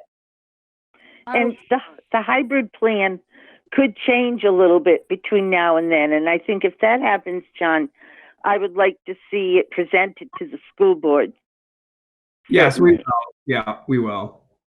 I guess my big fear, and I don't think it's realistic, is we're not going to jump from totally remote learning to everybody back at school model. No, Karen, I believe we just voted on a hybrid, which would be. No, we didn't. Yes. It's going to reassess. Doesn't mean we would have to go with that. Voted on. This is Ann. I think that we voted on 3 weeks of remote learning, followed by a hybrid model, assuming there is an assessment. And I think Karen was requesting that she wanted some clarification about the reassessment piece of it. Right. But the vote clarified, the vote really stated that there would be a reassessment before full-on on-site learning would happen. And I think, Karen, your question is outside of the vote, but it's valid, is like, what is the reassessment process? And that might be a separate discussion. Am I interpreting your question correctly? Yes. Yes, you are. And I think people have answered that. Okay. So All we're right. okay. Thank you, Karen. Oh, sorry. Okay, are we all through this? We just, Pat, we just have to take one more vote on this. Just as we have to submit our 3 scenarios for learning, which are separate from how we're going back. The in-person and what we set up, the hybrid and the remote learning, because we have to just submit that to the state. So if we're starting, in the remote learning, which we are for 3 weeks, we put that plan in place. And again, this is a draft. Things are going to, probably have to be changed depending on what new guidance comes out by either the governor or Department of Ed. We'll keep you updated on all that. But we just have to know, with all the people that worked on this document and putting the staff members and the administration that put this together in the 3 different scenarios, if the school committee will vote that we can submit these scenarios to the Department of Ed on August 10th. Pat, I'd make a motion to accept the document in the draft form that was presented tonight by Superintendent John Schedule to present to the state for our plans for educating our kids. Is there a second to Mike's? Second, Michelle. All right. All those in favor, I will go down through again. Michelle? Yes. Abby? Yes. Karen? Yes. Jess? Yes. Mike? Yes, Mike Townsley, Bernardston. Jeannie? Jeannie Milson, yes. Jim? Yes. David? I believe he left. Okay, Seth? Seth Kratz, yes. And I'm saying yes. All right, David's that back. motion passes. David's back. David's back. David, did you hear? I'm gonna abstain. I'd spent enough time fighting to get back in here that. Okay. Gotcha. I know the feeling, David. Dark. We're even in the dark here. Sorry We're to all hear going it. to be in the dark before long. Okay, our next agenda item is policy change with masks for students and staff. I think everybody received that in the mail at least. I would like to table that due to more information coming in. I couldn't open the latest one, John, that you sent us. I don't know if it's because my internet is goofy or what, but I can resend. Do you want me to update the committee on what and why we're tabling this, Jeannie? I'll update the committee. let me see. I'm trying to open it. Oh, you know what it was? Why I can't open it? Because the Pioneer District mail virus scanner is temporarily unavailable. Okay. So right now we can't open that. That's the one that the lawyer sent to us today, right? Is there a big change in that, John? Well, I think Jeannie's tabling it because actually a good thing, because I can talk to Abby about maybe holding a policy subcommittee meeting before our next meeting. Okay. We were given a draft by our attorney's office late last week about a policy regarding face coverings and masks, and we didn't have time necessarily to post it and hold a subcommittee meeting. And it was just recommended by our attorneys to bring it to the full committee meeting. But right before this meeting, we held another meeting with PVREA, and there was some discussion, and our attorney said he had a few more updates that we, to that policy that we could add in. So I think Jeannie wants to table it, and then we could hold a policy subcommittee meeting before our next meeting and bring that forward to the full committee regarding face mask coverings and a policy, if that's okay with the school committee. Does that work with Abby? That works for me, and John, we can try to connect tomorrow and figure out when we can make that happen. Great, thanks. I second Jeannie's. Thank you, John. Mike, I was just going to say, if that was a motion, we need a second. All right, all those in favor of tabling it until next week? Aye. Aye. I. It sounds unanimous to me. I didn't think there'd be a problem. Trying to send people, they please speak now or forever hold their peace. Exactly. Of what, cake? All right. Revised school calendar. And I believe there was just one change. And it Must be a date. day wasn't put on there. Am I right, John? I think initially Labor Day, we did not have it marked as a holiday, and it did, so we just made that change to the calendar. That's the 7th. That's Monday the 7th. Yeah. Correct. It's my 50th wedding anniversary. That's how I know. Oh, congratulations. Great. And to the same man. That's good.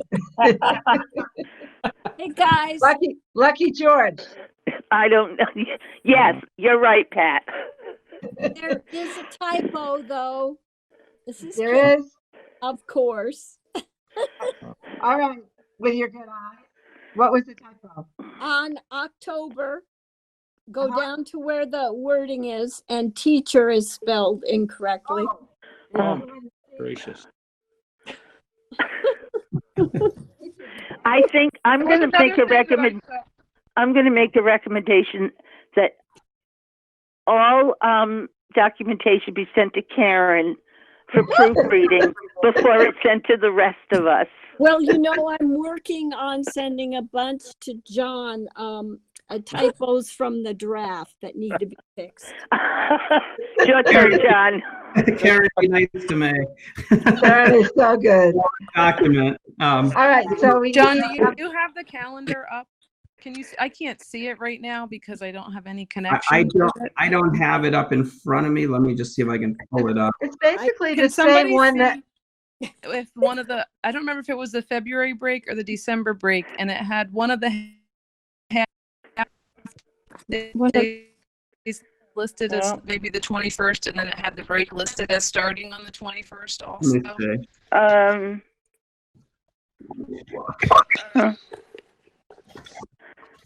I don't know what that is. I don't see that. Either do I. Okay, maybe it's good. No, this is Megan. I think I see what she's saying. It looks like it's listed as 12/23 as a half day, and that the holiday recess begins on 12/23. Right. Oh. Yeah, it can't be both. I believe that was meant to be a half day on 12/23 with the holiday recess beginning on 12/24, but That I'm not makes sense. 100% certain on that. Thanks, Megan. Yep. That makes sense. Okay. So, would anyone care to make a motion to accept this calendar as printed with one correction? Two corrections. Two corrections. I'll make the motion to accept the 2021 school year calendar as corrected with two corrections. Yeah. Okay, thank you, Jeannie. Is there a second? I second. Karen. Karen, thank you. All those in favor? Aye. Aye. Aye. I figured that was pretty unanimous. No, it was unanimous, but this is Ann. Can you clarify what the first correction was? The spelling of teacher underneath October. Yeah. In the writing, it says teacher is TECACHER. Oh, okay. Just take out the C. All right. No, I actually wrote that down, but I didn't have that in the thing. Okay, that's good. I'm good with the unanimous vote. Now there's going to be a fight for who wants to make the next motion. Next emotion? Next motion to adjourn. I make a motion to adjourn this meeting. Second, Jess. Second. All those in favor? Aye. All right. Yeah. And may we all be thankful that we survived See you next week. this storm. Yeah. Okay, bye everybody. Thank you. Bye. Bye.